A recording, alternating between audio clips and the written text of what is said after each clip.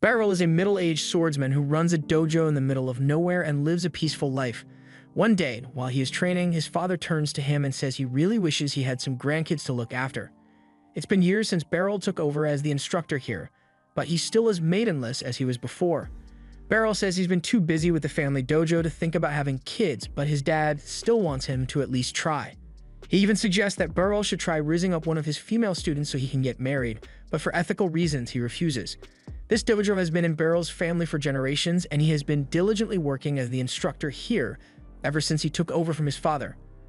Once he dreamed of achieving great things like becoming a famous sword master, but while he is definitely a better swordsman than the average person, he doesn't think his skills are worthy of the sword master title.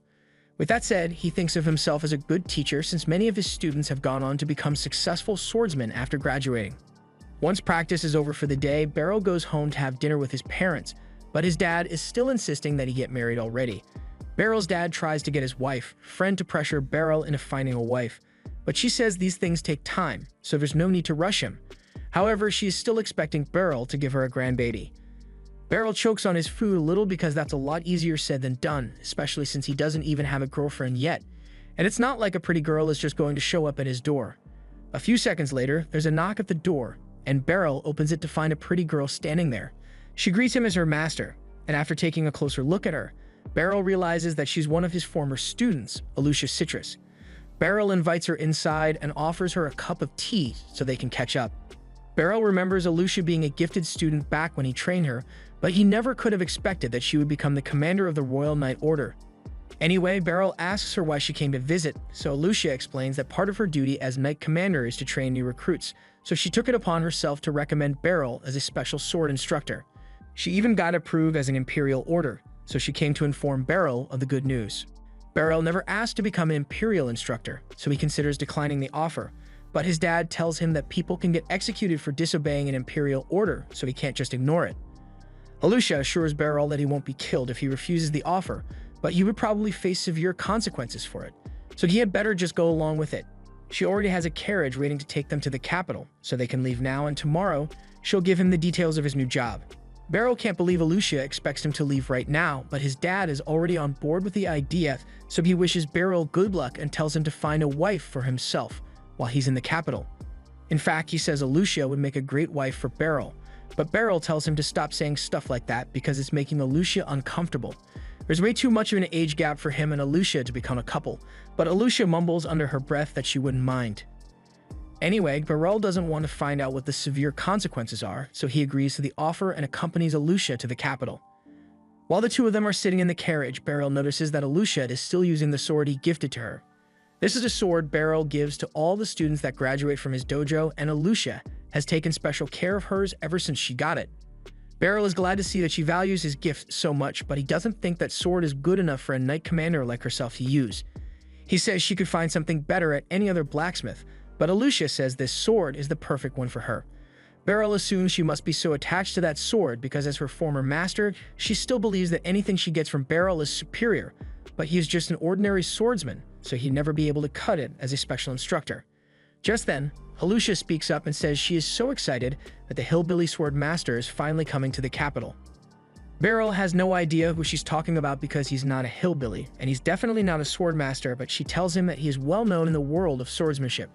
He has trained dozens of students who went on to become legendary swordsmen and adventurers, so he is a bit of a living legend, although Alicia isn't happy with the nickname he got.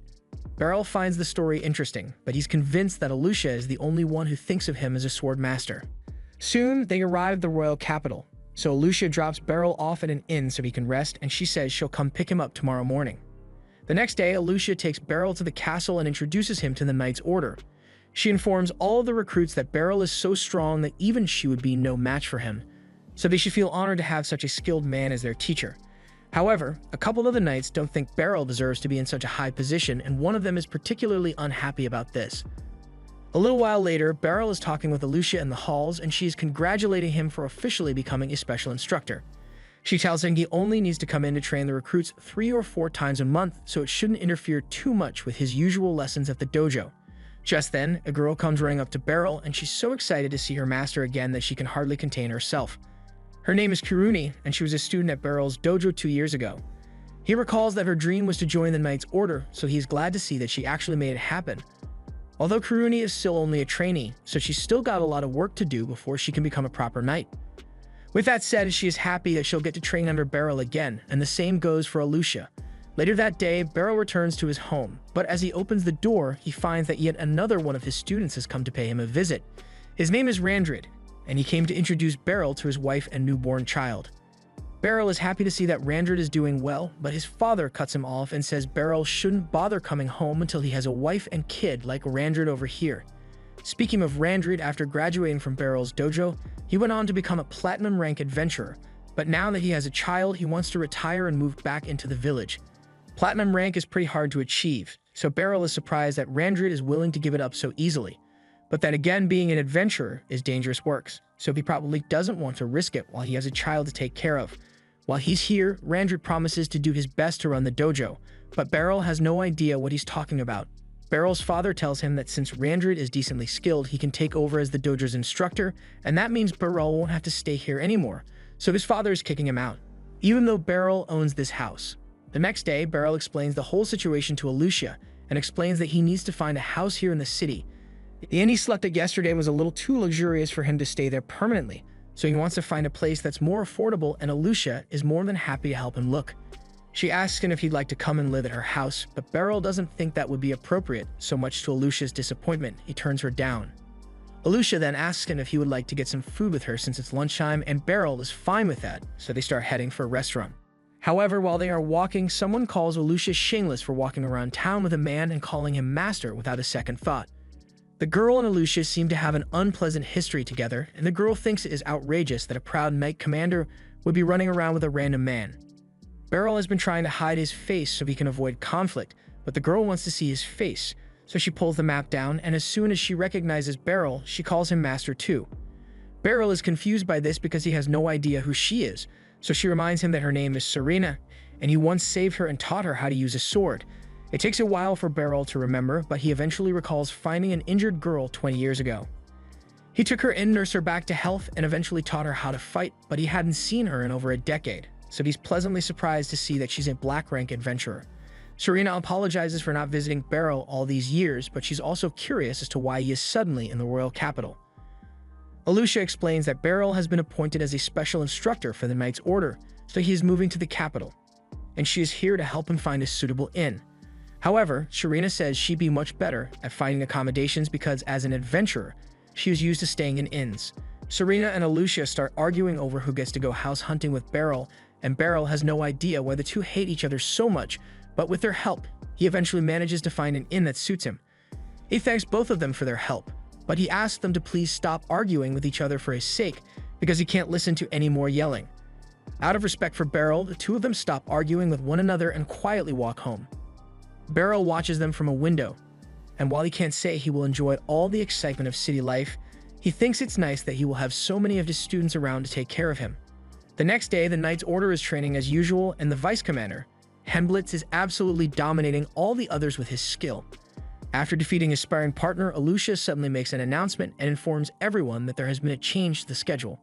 Instead of once a week, Beryl will be instructing them starting today, so she expects them to work harder than ever before. Beryl tells them all that he's happy to be here, but before he can begin his first lesson, Hemblitz approaches and says he has something to say. To be a special instructor for the Knight's Order, Beryl would need to possess a certain level of strength, so he is challenging him to a duel. Hemblitz isn't trying to be disrespectful, he simply wants to make sure that Beryl is good enough for the position, and as the Vice Commander, he is within his rights to ask for a duel, so Alucia sanctions it. Beryl really wishes she would stop agreeing to things on his behalf, but since Hemblitz challenged him, he has no choice but to get ready for the duel. Hemblitz is sure that Alucia only thinks highly of Beryl because he was her instructor when she was a kid, but that doesn't mean Beryl is cut out to be a special instructor for the Knight Order, so Hemblitz is going to prove that by defeating Beryl right now. Beryl agrees with Hemblitz because he doesn't think he's good enough for this job, but it would look bad for Alucia if the man she recommended lost easily, so he decides to do his best against Hemblitz. The duel commences, and Hemblitz charges in to attack Beryl. Beryl begins parrying the attacks, and he is amazed by the sheer power and speed that Hemblitz possesses, but he knows that if he can deflect one of the strikes just right, then it will leave Hemblitz wide open and he can close in for a strike. That's exactly what he does, and Hemblitz is left speechless because in a real battle, he definitely would have died just now. That counts as a point for Beryl, so the two of them return to their starting positions and Hemblitz begins attacking again. Beryl still can't believe how strong Hemblitz is, but all of his moves are predictable, so it was pretty easy for him to parry. Hemblitz realizes he won't hit Beryl if he doesn't go all out, so he uses his signature move to attack. The Roaring Blade technique has so much power behind it that it can't be blocked or parried, so there should be no way for Beryl to win here. However, after Hemblitz swings his sword, Beryl disappears and reappears behind him with his sword next to Hemblitz's neck. With this, Beryl has officially won the duel, and Hemblitz isn't even mad about it. He is just amazed by the skill Beryl just displayed, and he apologizes for being so rude earlier. Later on, Hemblitz holds a party to welcome Beryl as the new instructor, but he still really wants to know how Beryl managed to counter his signature spin move. Beryl explains that all he did was move along with Hemblitz's rotation, which is how he ended up behind him, but doing it is a lot harder than Beryl makes it sound. In any case, Hemblitz is looking forward to training under Beryl, and so are the others. A week has passed since Beryl became an instructor here, and while two of the knights are practicing together, he comes over to give them some advice. He has been watching how they fight and their swordplay is decent, but he thinks they need to work on their distance. He demonstrates that if you focus too much on watching your opponent's sword, then your opponent can get closer without you noticing. It may not seem like much, but in a real sword fight, half a step of distance can be the difference between winning and losing. Beryl thought he was just giving basic advice to his students, but with how everyone is looking at him, you would think he just spit the greatest bars of all time. Ever since Beryl's duel with Hemblitz, the knights have treated every word Beryl says as gospel, and he has to admit that it has made his job a lot easier. Once practice is over for the day, Beryl sits down to relax and Hemblitz hands him a towel to wipe his sweat with. A few minutes later, Kiruni approaches Beryl and asks him if he has any plans after this. Beryl wasn't really planning to do anything, so Kiruni asks him if he would like her to show him around town. Now that Beryl thinks about it, he hasn't had a chance to see much of Baltrain yet, so he takes Kiruni up on the offer, and she excitedly runs off to go change her clothes. Meanwhile, Alucia is busy meeting with the royal officials to give them a report on the state of the Knight's Order, especially with the new special instructor who was hired recently. Alucia assures them that Beryl has exceeded all expectations, and since there is nothing more to discuss, the meeting comes to a close. People had warned her that if she wanted to continue developing her swordsmanship, she should avoid becoming knight captain because of all the bureaucracy. The only reason she took this job was because she needed a position of power to bring Beryl to the capital. Back when Alucia was still a kid, her parents brought her to Beryl's dojo so she could learn how to defend herself. And from the moment she met Beryl, she knew he was a kind person. After she joined the dojo, Beryl had her practice her sword swings and jump across tree stumps to train her mobility. He also had her do some basic strength training, and while his methods may have been a little unorthodox, before long, Alucia felt very comfortable using a sword. One day, Beryl asked Alucia if she would like to have a mock battle with him, and she excitedly agreed because she wanted to show off everything she learned. However, when she actually went up against Beryl, she couldn't find any openings in his stance. Since Alucia grew up learning from Beryl, she thought all sword instructors were as good as he was, but one day, when Beryl took them out to participate in a mock battle against another dojo, she realized she was wrong. The person she was up against was full of openings and had the patience of a toddler because he blindly attacked Alucia without a plan. As expected, Alucia mopped the floor with him, and it was barely even a challenge for her. Once the mock battle is over, Beryl and his students start walking back to their dojo, and Beryl is glad that his students got a chance to face people who had different fighting styles. Speaking of which, Alucia asked Beryl if his dojo happens to be better than average compared to the others, but he doesn't like to think of it that way.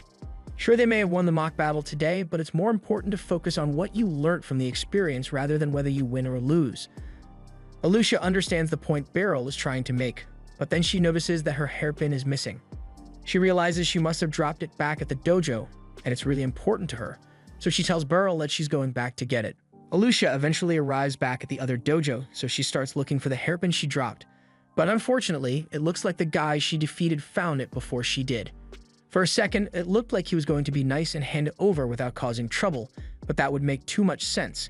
Instead, he throws the hairpin into the dojo and says Alucia is going to have to take all of them at once if she wants to get her pin back. She may have beaten him in the mock battle, but there's no way he can lose when he has all his friends backing him up. Considering how trash their sword skills were earlier, Alucia might have a good chance at beating them all on her own. But she knows Beryl wouldn't want her to use her skills to beat other people up, so she just stood and was totally ready to get clobbered. However, before the jerk could smack her face, Beryl steps in front of Alucia and takes the hit instead. The strike did no damage to him, but it still hurt a little, so he asks the boys if this is really how they want to use their swordsmanship. The jerk still doesn't understand that what he is doing is messed up, so he tries to strike Beryl on the head this time. However, Beryl easily ducks down and disarms the jerk in one swift motion. He then goes on to parry a bunch of the jerk's friends, but before things get any worse, the master of his dojo shows up. He heard a commotion and ran over as soon as he could, but he is very disappointed to see his students behaving in such an uncivilized manner. He kneels down to sincerely apologize to Beryl and promises to make sure this never happens again. Beryl and Alucia begin walking home together, and Beryl explains that he got a bad feeling when Alucia went to get her hairpin, so he followed her to make sure she was alright. Alucia feels bad because Beryl got hit because of her, but he tells her the hit wasn't that bad. And besides, she didn't do anything wrong, so she doesn't need to blame herself for what happened. If anything, he thinks this was his fault because as Alucia's teacher, he shouldn't have let her go alone into a potentially dangerous situation. Years go by and Alucia is in the middle of another mock battle with Beryl. Beryl's form is still as solid as ever, but this time, as he swings his sword, Alucia is able to keep up with him and score a point against Beryl for once. Beryl is surprised by how much Alucia had improved, but he believes she is finally ready to graduate from his dojo, so he presents her with her ceremonial graduation sword. By now, Alucia had come to realize that Beryl was ignorant of how godly his sword skills are, and she really didn't want to leave his dojo because there was still so much she could learn from him. But at the same time, she didn't want to cause trouble for Beryl, so she didn't argue with him over it. Instead, she set out to prove that Beryl's techniques are superior to all others, so she enrolled in the Knight's Order program and took the entrance test. And just as she expected during the test, none of her fellow candidates were a match for the training Beryl gave her. Even the examiners couldn't keep up with her, so they would never stand a chance against Beryl. He possesses near-inhuman reaction time and observational skills that far exceed any normal person, so there's no doubt in Alucia's mind that Beryl is the greatest swordsman in the world. However, Beryl isn't aware of his skill, and knowing him, he would happily live out the rest of his days as an unknown swordmaster, but Alucia refused to let her master remain unrecognized. With her skills, she slowly rose through the ranks of the Knight's Order in hopes of gaining the power to support Beryl, and by the time she had finally acquired the position of Knight Commander, it had been 10 years since she left Beryl's dojo. And in that time, Beryl became even more amazing than she remembered him to be.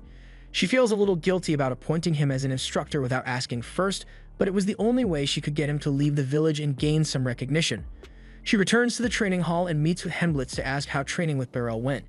Hemblitz tells her that it was amazing, and that they all learned so much from him today. Alucia doesn't see Beryl around, so she asks if he already went home for the day, but Hemblitz tells her he actually left with Kiruni because she said she wanted to show him around town. Alucia gets a little jealous after hearing that because it means Kiruni basically asked Beryl out on a date, and she wishes she had thought of it first.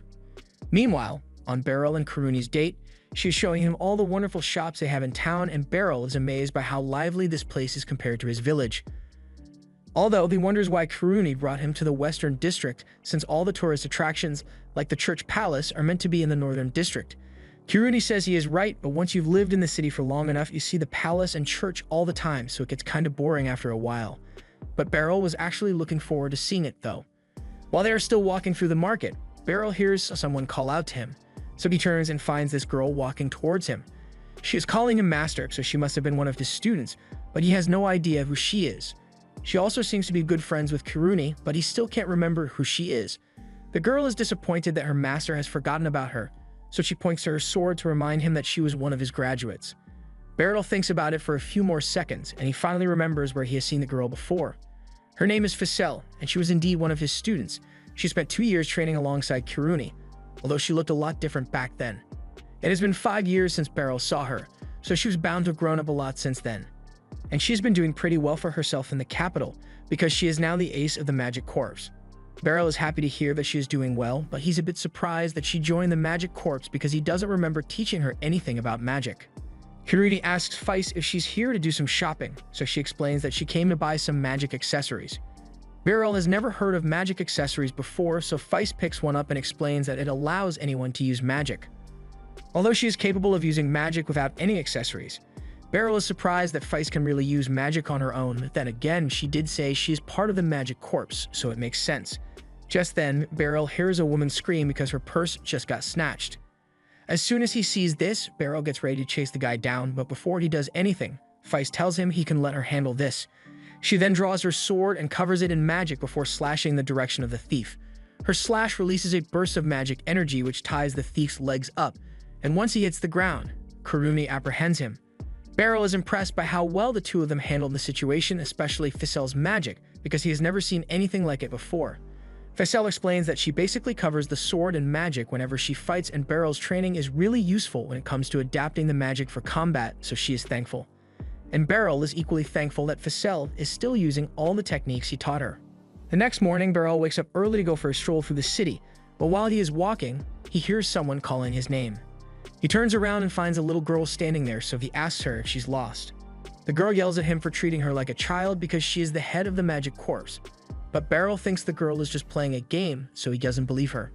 The girl is starting to get frustrated by the fact that Beryl doesn't believe her, so she demonstrates her power by spawning a huge fireball from her finger. Beryl finally believes that she is part of the magic corps, but he is surprised that such a little girl could use magic like that. She tells him to stop calling her a little girl. Her name is Lucy, and she's a full-grown adult. Okay, maybe grown is a bit of a stretch, but she's a lot older than Beryl is, so she will not stand for him treating her as a child. Feist told her all about Beryl and how amazing he is, so she wanted to meet him in person. She is sure that Beryl must be an excellent teacher because Ficel's skill with the sword is exceptional. But Beryl says Ficel's success is due to her own hard work. All he did was teach her the basics. Beryl has been walking with Lucy to be polite, but she eventually leads him into a wide-open area, and any gamer can tell where this is going. Lucy is very fond of her magic, so she trains every day to improve as much as possible. However, she doesn't have anyone worthy to practice with, but since Beryl is a legendary sword master, she thinks he will be a good challenge for her. Before Beryl can even respond, she tries to hit him with a blast of fire, but he jumps back to dodge it in time. Beryl would have preferred to avoid fighting altogether, but with the way Lucy is staring at him, it doesn't look like she will let him go until he gives her a proper fight, so he draws his sword and gets ready to face her. Lucy launches a massive fireball at Beryl, so he jumps out of the way and starts darting around to evade her attack. Lucy continues throwing fireballs at him, but Beryl is able to dodge and parry everything she shoots at him, so she decides to switch things up and uses ice magic to create 3 ice balls. She throws the ice balls at Beryl, and despite their size, he is easily able to cut the ice in half with one swing of his sword. After seeing what Beryl can do, Lucy is even more invested in this fight, but Beryl wants to end things as soon as possible, so begins charging towards her.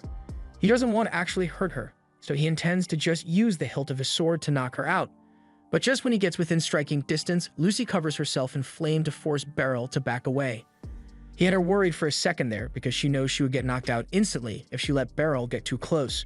Beryl is really starting to wish he could use magic too because it's really hard to fight against it with a sword, but Lucy is just getting started. She summons even more fireballs behind Beryl, so he's forced to start running again. Lucy finds amusing how Beryl is just running around without a plan, but this is his first time facing a wizard, so he doesn't exactly have a book of strategies for this. The fireballs eventually stop raining down, but just when Beryl thinks he is safe, Lucy drops a massive ice ball on top of him. He spots it in time and parries it back at Lucy, but she is easily able to destroy it with her fire magic. As a result, there is now a layer of mist obstructing her view. So Beryl tries to take advantage of this opening to attack, but Lucy isn't out of tricks yet and uses lightning magic to knock him back. Beryl hasn't managed to land a solid attack on Lucy yet, but she hasn't landed a hit on Beryl either, and she's starting to get frustrated by it. She was hoping to end this with basic spells, but since Beryl has held out for so long, she decides to use her trump card. Beryl notices her pause for a moment, so he thinks this might be his chance to attack, but a second later, he freezes in his tracks because Lucy just summoned a black hole. He isn't exactly sure what that thing is supposed to do, but he can tell that it'll be bad if he rushes in, so he patiently waits for Lucy to make a move. However, she suddenly gives up and dispels her magic.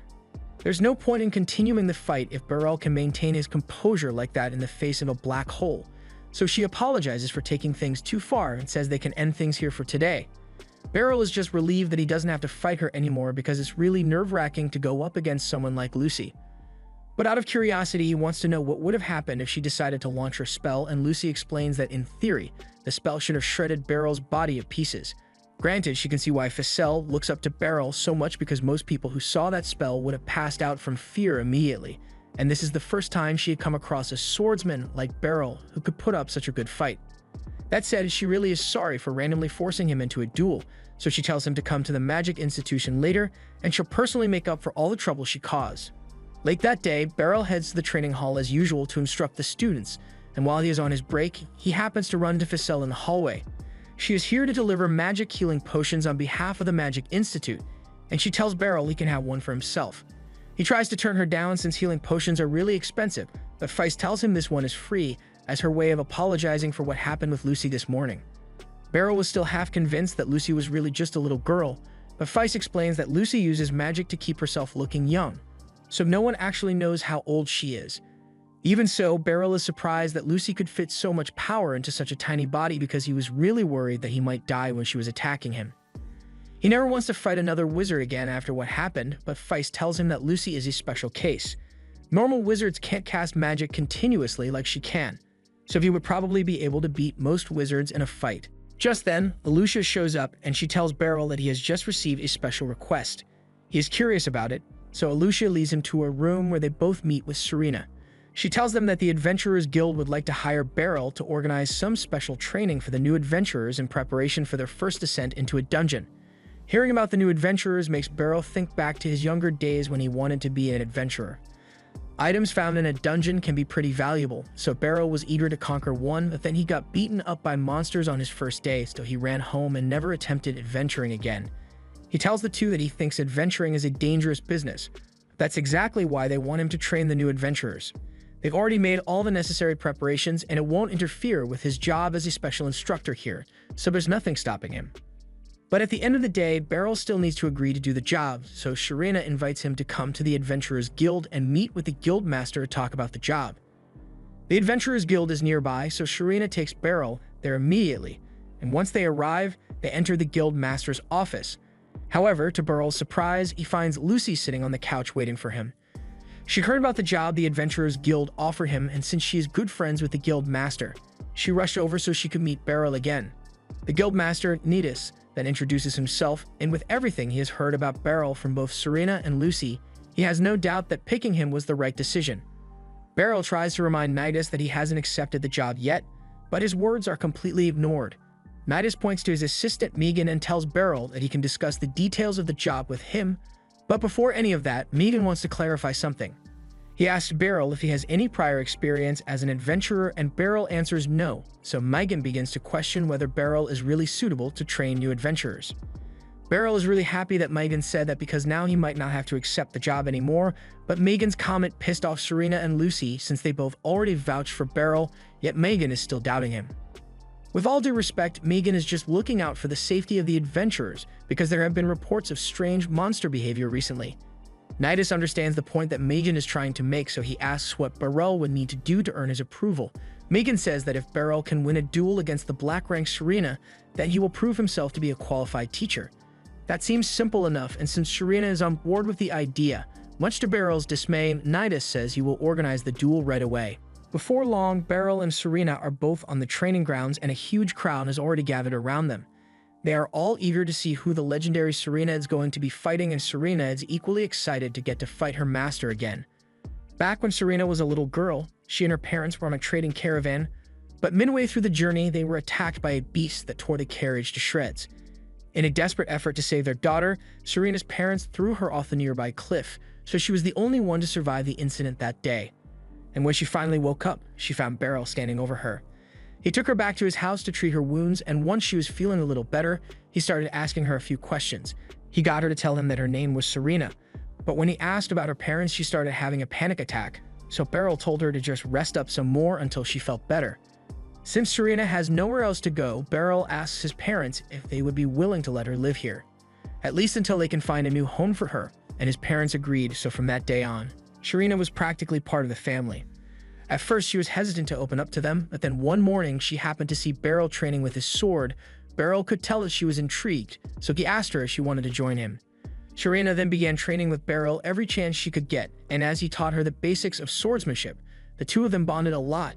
As a result, Serena became more outgoing, and one morning, as Beryl was getting ready to begin classes at his dojo, he saw Serena waiting outside with her sword in hand, so he invited her to join in. Serena took her sword training very seriously, and she would have loved to stay with Beryl's family forever. But eventually, a family came along who were willing to adopt her, so Beryl and his parents encouraged her to go with them because that's what they thought was best for her. Sharena really didn't want to leave, but at the same time, she didn't want to cause trouble for Beryl.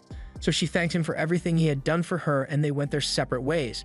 A few years after that, Sharena had already become a gold rank adventurer, and she was out on an escort mission when the caravan was suddenly attacked by a group of bandits. The leader of the bandits was known to be a dangerously skilled swordsman, so her teammate warned her to be careful. But before he knew it, Sharena had already jumped into the air to attack the bandits, and before long, they were all unconscious on the ground.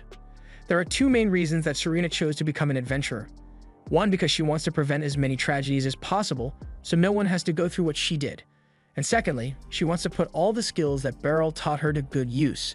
So now that she has the chance to face Beryl again after 20 years, she plans to show him just how much she has improved since he last saw her. Beryl isn't exactly thrilled about this duel, but he can see how excited Sharena is, so as her master, it is his duty to give her a good fight. As the duel begins, Sharena charges forward and starts attacking Beryl with a relentless barrage of sword strikes. She is incredibly fast, but Beryl is still able to keep up with her attacks, so she can't land a single hit. Sharena is overjoyed by how this fight is turning out because it has been so long since she was able to fight someone at full strength without needing to worry about hurting them. And Beryl is pleased to see that Sharena has grown so much in strength since the last time he saw her. He can tell that she has been diligently training non-stop to get to her current skill level, but she still isn't perfect yet because he has identified a flaw in her combat style. Her attacks with her left hand are a little stiff, so Beryl is able to stick his sword through the handle of hers and disarm her. Sharena tries to counter him with her other sword, but in the process, Beryl sweeps her leg and points his sword to her neck while she's on the ground. With this, Beryl has officially won the duel, so the others come down to congratulate him on his victory, and Megan sincerely apologizes for doubting Beryl's skill. Beryl tells him there's no need to apologize since it's normal to be skeptical of a teacher whom you have never seen before, but now that he is satisfied with Beryl's skill, there's nothing stopping Beryl from becoming a special instructor here. The next day, Beryl meets with the adventurer students in front of a dungeon, and their names are Porta, Nidri, and Sarlacats.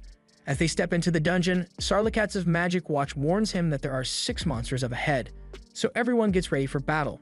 Beryl and Sharena are just here to make sure nothing bad happens, so they sit back and let the kids handle the fighting. And when they clash with the first set of goblins, they are able to defeat them in record time. The group continues to move forward, and before long they have finished exploring the dungeon without any major incidents occurring, so they all head back to the entrance. Once they return to town, the training will be complete, but Beryl finds it strange that there weren't many monsters in the dungeon. Just then, as Porta is about to leave the dungeon, Sarlacats' magic watch detects something so powerful that it shatters, and Beryl yells out for Porta to stop, but it was already too late. Lil Bro got snatched. Porta is still alive, but he is badly wounded and needs immediate medical attention. However, Beryl and Sharena won't be able to help him until they've taken down the monster. And that's not going to be an easy task. This monster is a specially designated target called a Xenograble, and it is so strong that even the best adventurers would stand no chance, but the two of them have no choice but to fight it. Beryl really wishes he hadn't come on this mission, but at least he has Sharena with him, and since she's a black rank adventurer, she should be able to handle the griffin. And while she's doing that, Beryl plans to go help Ponta, but as he stretches his hand out to ask for a healing potion, Sharena daps him up and says she's going to help Ponta instead. Beryl doesn't even have time to respond before the griffin suddenly attacks him, so he rolls out of the way, and now he has no choice but to fight. As the griffin tries to claw at him, Beryl skillfully parries its strikes with his sword, and when an opportunity presents itself, he goes straight for the griffin's legs. Unfortunately, the scales around its legs are rock hard, so Beryl's slash did no damage. He's basically stuck playing defense here, but he needs to do his best in order to buy time for Sharena to get Ponta to safety. However, while he was checking on Sharena, he let his guard down for a brief moment, which almost cost him his life. Luckily, he was able to block it in time, but he still got cut pretty badly, so he needs to find a way to take this thing down before it takes him out. In situations like this, Beryl would usually focus his attacks on the monster's head, but because it can breathe fire, he will never be able to get close enough in a frontal assault. Instead, Beryl decides to attack it from the side, but the griffin spots him and counters with a tail swipe. Yet Beryl still manages to recover and slashes the griffin's tail off in one swing. This enrages the griffin, so it shoots a massive fireball at Beryl, who is forced to jump back. He already knew that cutting off its tail would send the griffin into a frenzy, but he didn't expect it to charge straight at him. It rams its head into Beryl's body, But while it definitely hurt, Beryl is still okay, so he repositions himself and decides to just wait out the tantrum. However, that's easier said than done, because while Beryl is still clinging onto its back, the griffin takes off and starts flying straight up. A fall from this height would be fatal for Beryl, so he holds on with everything he's got. But that just makes the griffin even angrier. It eventually returns to the ground, so Beryl jumps off its back, but now the griffin isn't holding back anymore. It uses its magic to keep the ground around it and turn ground into lava, forcing Beryl to stand on a rock to avoid being burned alive. But Beryl isn't the only one in danger of burning, because the lava is flowing into the caves, and it's only a matter of time before the kids inside die from the heat. Beryl hears them screaming for help, and he doesn't have time to worry about his own safety anymore, so he starts running across the lava to attack. And for now, his boots are keeping him safe. However, as he clashes with the griffin, he still can't seem to make any progress against its hard body. The griffin starts shooting more fireballs at him, so he now has to run and dodge across the lava. As a result of one of the fireball explosions, Beryl is launched into the air, but he uses that to his advantage and stabs the griffin in its eye. The griffin screeches in agony and knocks Beryl away, and the good news is that Beryl's sword is still in its eye, so it can't see anymore. But the bad news is that Beryl no longer has a blade to fight or parry with, and the griffin looks like it's about to unleash hell on him. Just then, something gets the griffin's attention, so it looks up. And there we see Sharina jumping from a cliff with blades in hand to finish the griffin off. She slams into down at full speed, knocking it to the ground, and before the griffin could retaliate, she slashes its neck, killing it once and for all. Sharina notices Beryl's broken sword in the griffin's eye, and she apologizes since this wouldn't have happened if she had come to help him sooner. Beryl tells her she doesn't need to worry about it. Besides, he is much more concerned about the trainees. Just then, the kids make their way out of the cave, and miraculously, they didn't suffer any major burns, so everything worked out fine in the end. The group heads back to the Adventurers Guild to report what happened to the guild master, and he is shocked to hear that Beryl and Sharina managed to defeat a named monster. Sharina tells him that if Beryl hadn't graciously agreed to accompany them on the mission, she would have most certainly died against the griffin. Beryl tries to mention that Sharina was the one who dealt the final blow, but she isn't interested in taking any credit for this. The guildmaster praises Beryl for doing such a good job and promises to repay him for this someday, but in the meantime, he asked Beryl if he would be interested in becoming an adventurer, but Beryl immediately shuts that idea down. After that, he and Sharina head outside, and Sharina apologizes once more because the only reason Beryl got roped into all this was because she was bragging about his strength to everyone. Beryl tells her he doesn't mind, although he still doesn't think he is worthy of all the praise he has been getting. Even so, Sharina tells him he was really strong, and she is glad that she got a chance to fight alongside him in a life-or-death battle. Beryl thanks her as well because all the decisions Sharina made were spot on, which is why they were all able to make it back alive. Sharina is happy to hear Beryl praising her, but she doesn't think she deserves it.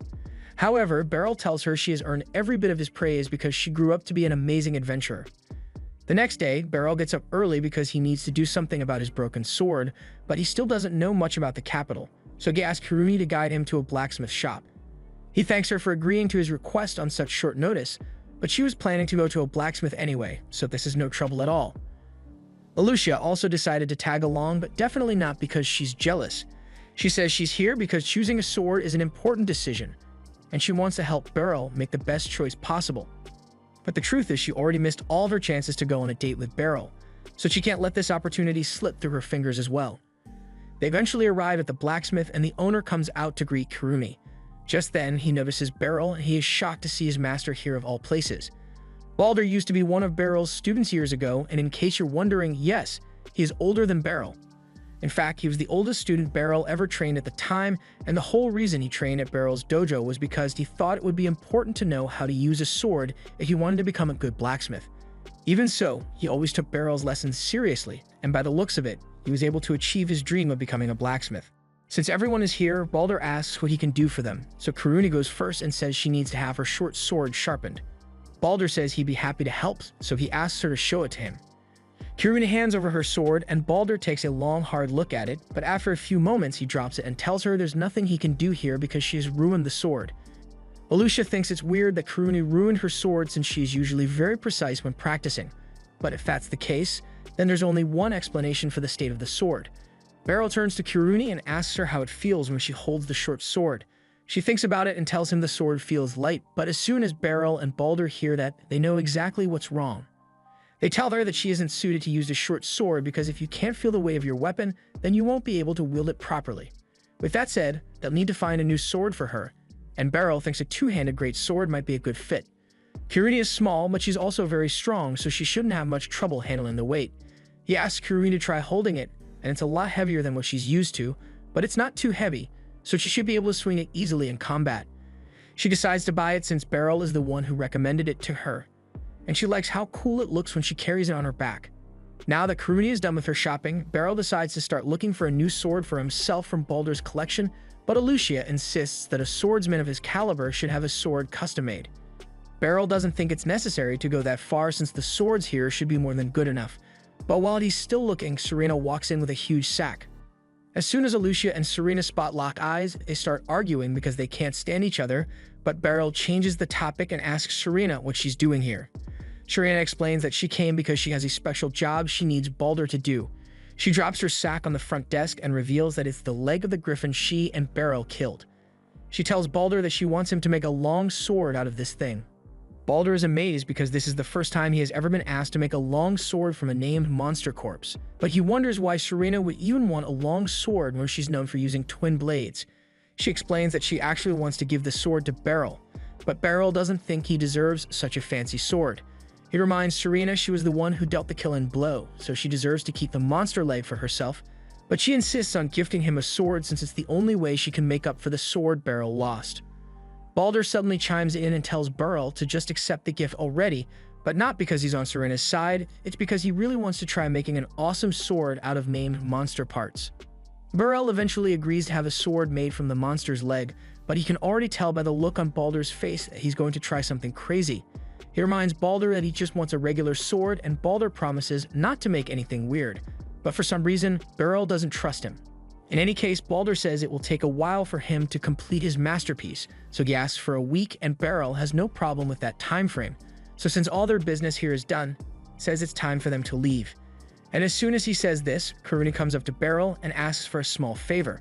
Since she just bought a new sword, she's going to need to learn how to use it properly, so she asked Beryl to give her some private lessons. Beryl informs her that a great sword has two main functionalities. First, you can put a lot of force behind your swings, and it's best to swing laterally to make good use of your momentum. Secondly, you can hold the sword by the ricasso to make it easier to maneuver. Kiruni tries it out, and it brings back memories because back when she was part of Beryl's dojo, she spent ages learning how to swing her sword properly. Later that night, Beryl is walking home alone, and along the way, he notices a child coming his way. Normally, he'd think nothing of it, but as they pass each other, she tries reaching into Beryl's jacket to steal his money. Beryl catches her in the act and grabs her arm so she can't get away, but all of a sudden, she blasts Beryl with fire magic to distract him. Her plan works because Beryl was forced to let go of her to protect himself. She then runs off into the night and eventually enters a rundown building with a bunch of men gambling inside. As she walks past them, she hands over all the money she successfully stole that night, but the men aren't satisfied with the amount, so they accuse her of slacking off. However, their boss speaks up and tells them to be quiet because Mui would never intentionally do that. After all, she knows there will be consequences if she ever goes against him. Mui's face remains expressionless, but she knows how cruel the boss can be, so she can afford to keep making mistakes. However, she suddenly realizes she made a massive mistake because in her hurry to run away from Beryl, she accidentally dropped her ring on the ground and Beryl just found it. The next day at the training hall, Kiruni is still practicing with her new great sword, and Hemblitz is sparring with Beryl on the other side of the hall. So far, he hasn't managed to land a single hit on Beryl yet, so as he charges in for one final strike, he feeds an overhead slash and targets Beryl's abdomen instead. Beryl is impressed by the technique, but he is still able to counter it, so Hemblitz loses. Hemblitz thanks Beryl for the lesson, and Beryl praises him for improving so much in a short time. That feat was almost perfectly executed, but it still wasn't enough to overcome Beryl's reflexes. Just then, Hemblitz looks over to Kiruni, and he mentions how it takes a lot of guts to suddenly switch weapons like she did, but she shows a lot of promise. And it's really important that the Knight's Order improves his fighting power so they can go against the group of thieves known as the Dark Hand of Twilight. The Twilight Thieves have recently begun operations in the capital, and they are causing a lot of trouble, so the Royal Guard and Knight's Order are investigating. And as soon as they locate the Twilight hideout, they plan to raid the place and apprehend all the thieves. But to be safe, they'll need all the force they can get. And Kiruni is a bit of a powerhouse. Of course, Hemblitz is sure Beryl would be able to single-handedly take down the Twilight Thieves, But he doesn't want to bother him with boring work like this, so he tells him he can leave all the fighting to the Knights of the Knight's Order. But it's not like Beryl wanted to fight anyway. He has never fought against criminals before, and he doesn't plan on starting anytime soon, but he remembers the ring he got off that pickpocket yesterday, and he wonders if it might help with the investigation. However, as soon as Kiruni spots the ring in his hand, she thinks Beryl is planning to give it to someone as a gift, and Hemblitz agrees with her.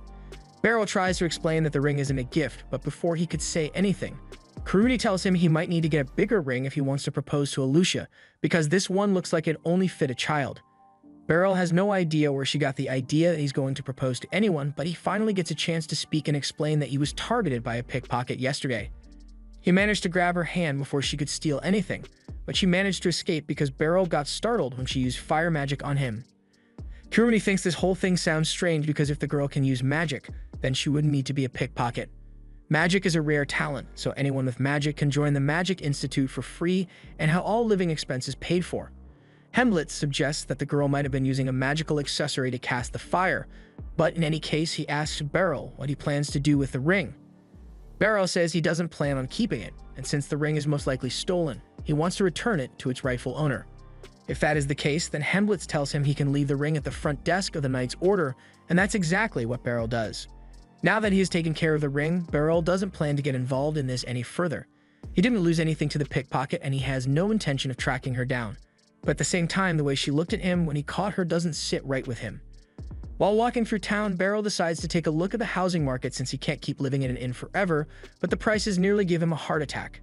He could technically afford it with how much he gets paid by the Knight's Order, but it's still a lot of money to spend.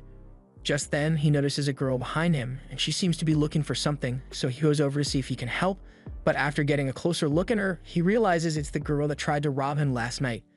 He asks her if she happens to be looking for a ring, and after hearing him mention the ring, the girl attacks him because she thinks he took it, but Beryl asks her to please calm down because he doesn't want to cause a scene.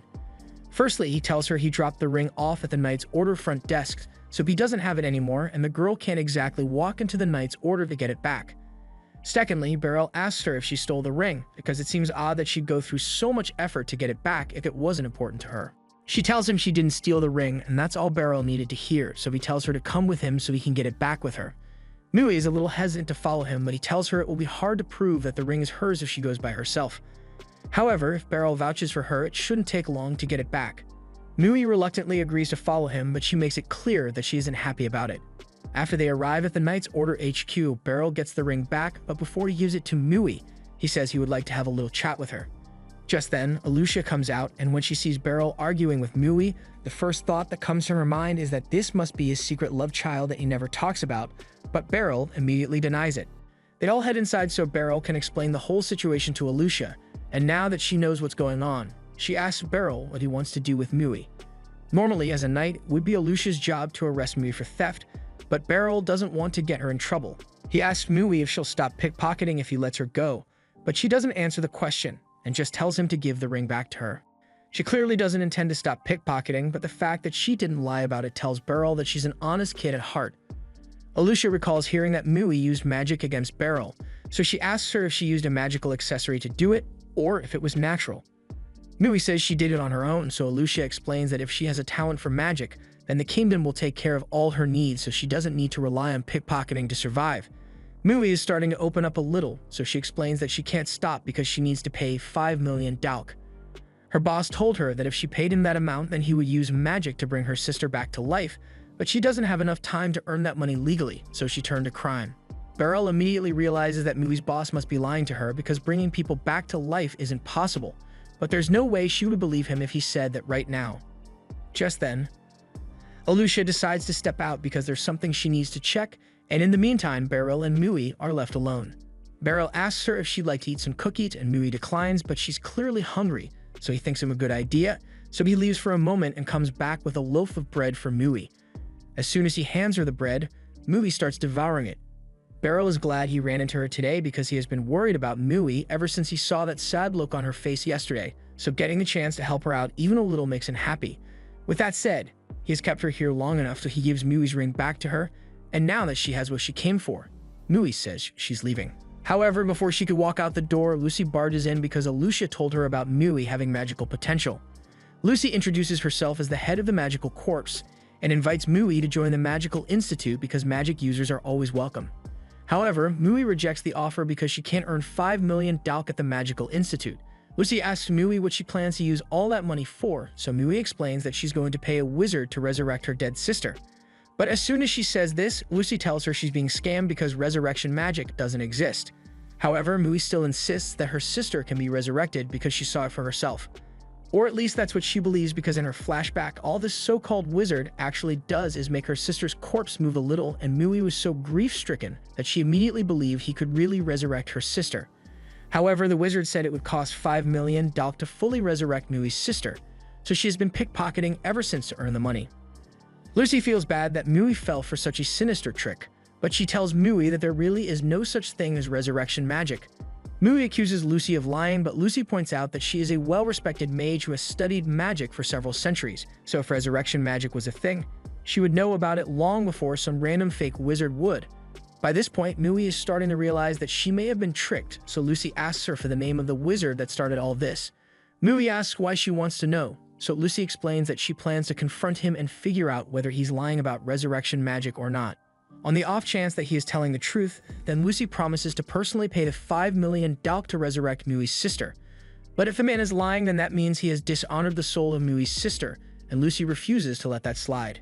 Mui informs her that the man's name is Twilight, and that's the name of the leader of the Twilight Thieves, so Lucy asks Mui to lead her to him immediately. Alicia says she wants to come along as well, but having a knight around would draw too much attention, so instead she asks Beryl to come with her. Before long, they arrive at the entrance to Twilight's lair, and Beryl is surprised that a den of thieves is located right off the main road. Beryl is starting to wish he had borrowed a real sword for this fight, but Lucy assures him that with his skills, a wooden sword should be more than enough to handle some bandits. There's no point in waiting any longer, so Lucy blows a hole through the front door, and they are immediately confronted by a group of thieves. One of the thieves tries to grab Lucy, but she doesn't have time to deal with losers like him. So she blasts the thief away and asks Beryl to handle the rest while she goes to deal with Twilight.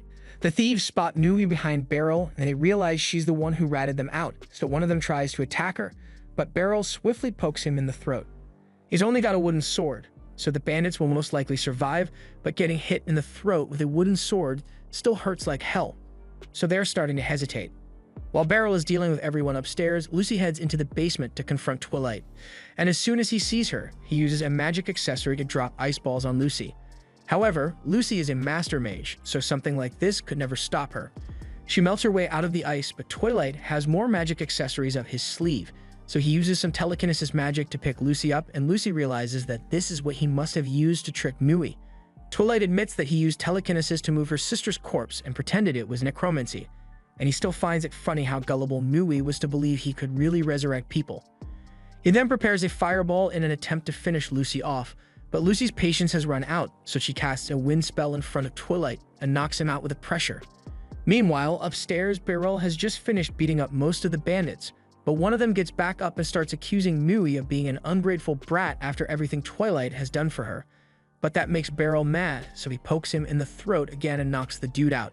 Eventually, Lucy comes out of the basement with Twilight's body, and she orders him to tell Mui the truth unless he wants to get hit with another wind blast. Twilight admits to Mui that he was lying about resurrection magic, and Mui is devastated to hear this because it means her sister is really gone forever. Now that they've taken all the bandits out, Lucy says she's going to go call the Knight's Order so they can arrest Twilight and his crew. Later on, all the bandits have been loaded onto a cart and are going to be hauled off to prison.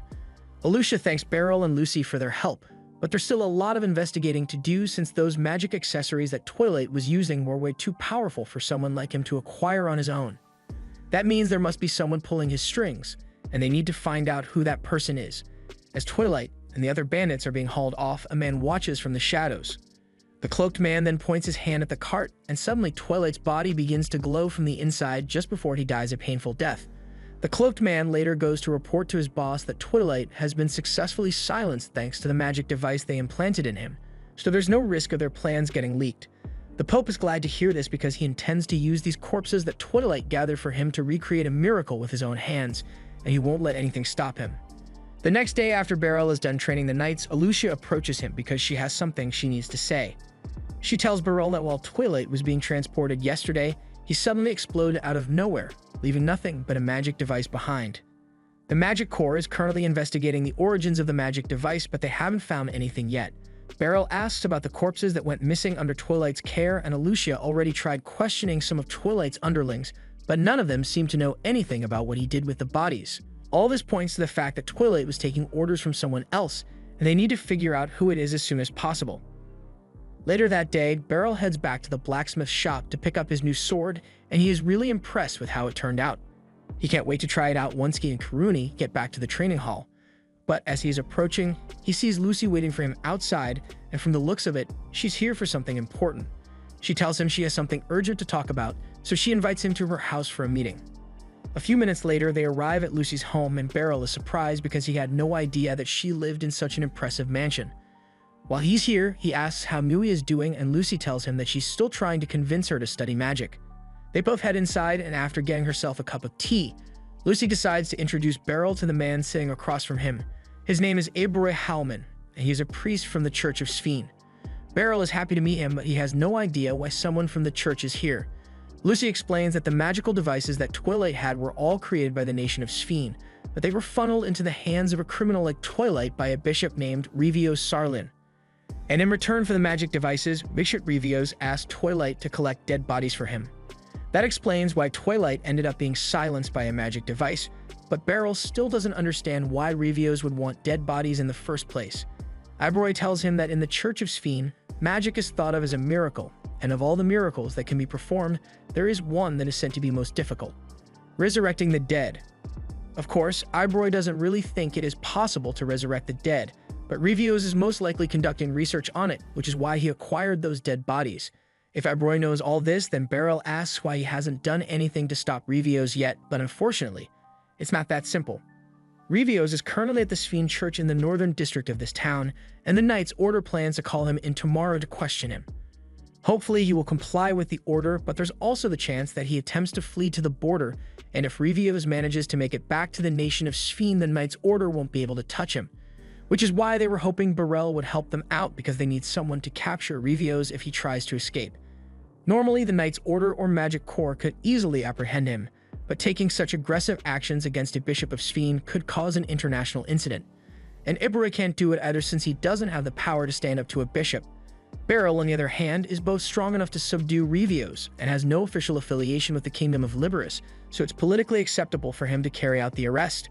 Lucy has already informed Lucia of the situation, so Beryl has complete permission to do whatever it takes to stop Revios. But that's only if he flees. If the crimes he is accused of are true, then Lucy wants to make sure that Revios is punished for what he is trying to do. Beryl, on the other hand, doesn't really care if a bishop is trying to raise the dead, but there's a chance that he might be able to recover the body of Mui's sister for her.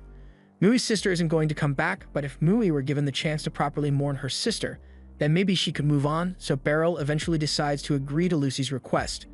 Lucy is grateful, and she promises that she will pay Beryl a fair amount as a reward, but as Beryl opens the front door to leave, he runs into Mui, who just got back from a shopping trip. Mui wasn't expecting to see Beryl today, so she asks him what he is doing here, and Beryl tells her he just came to have a quick chat with Lucy. But with that said, he is also happy he got the chance to see Mui again, and even happier to see that she is doing well. Mui is still having a hard time understanding why Beryl and Lucy went so far to help her.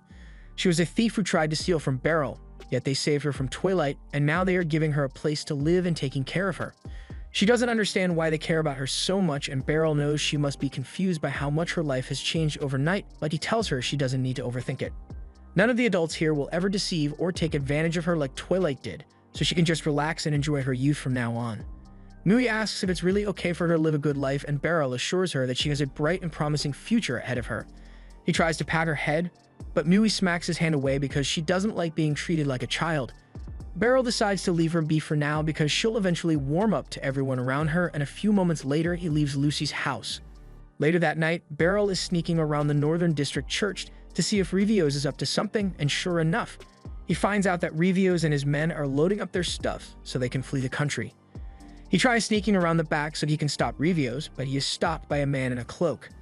The man recognizes Beryl as the one who took down all of Twilight's minions, and he already anticipated that Beryl would be sent to stop them.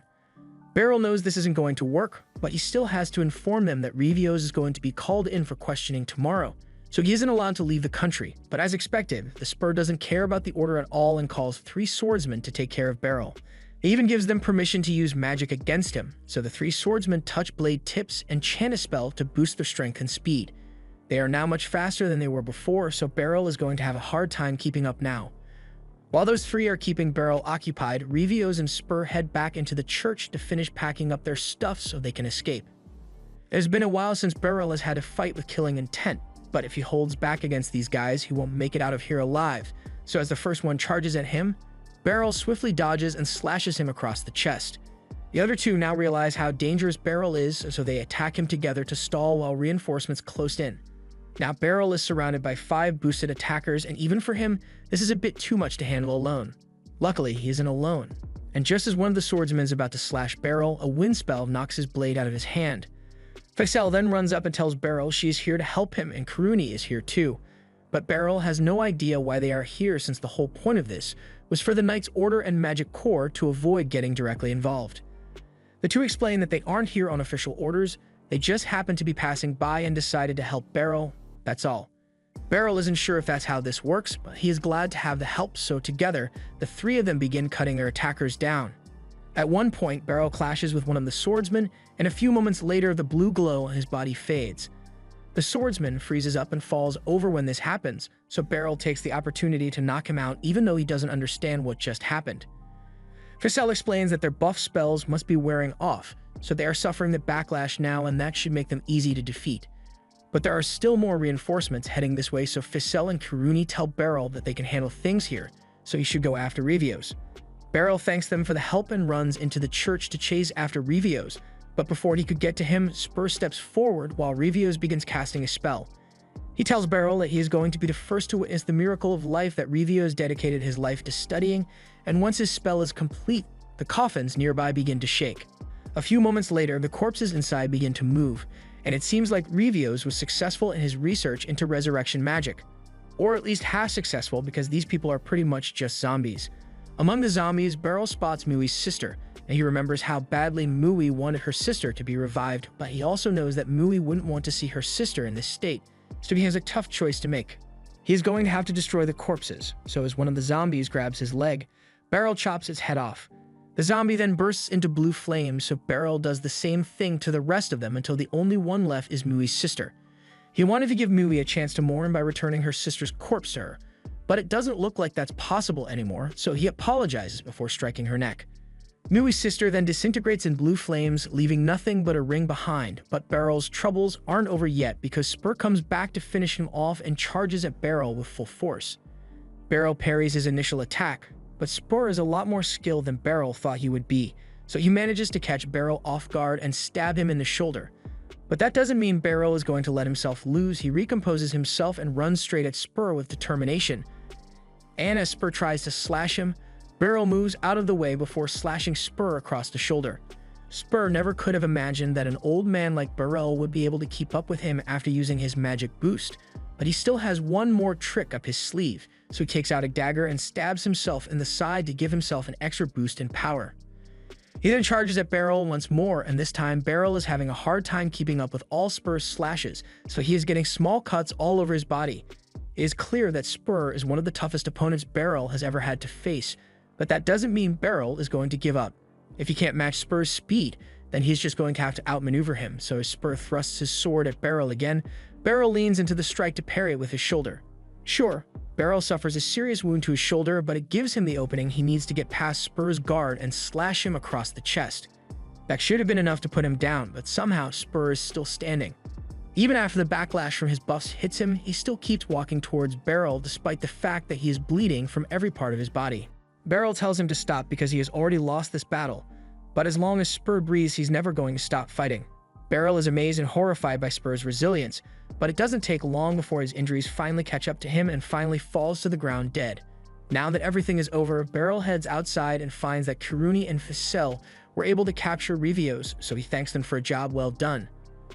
He then turns to Revios, but there isn't an ounce of remorse on his face whatsoever. Even when he is told that Spur was defeated, he simply says Spur must have gladly sacrificed himself for their cause.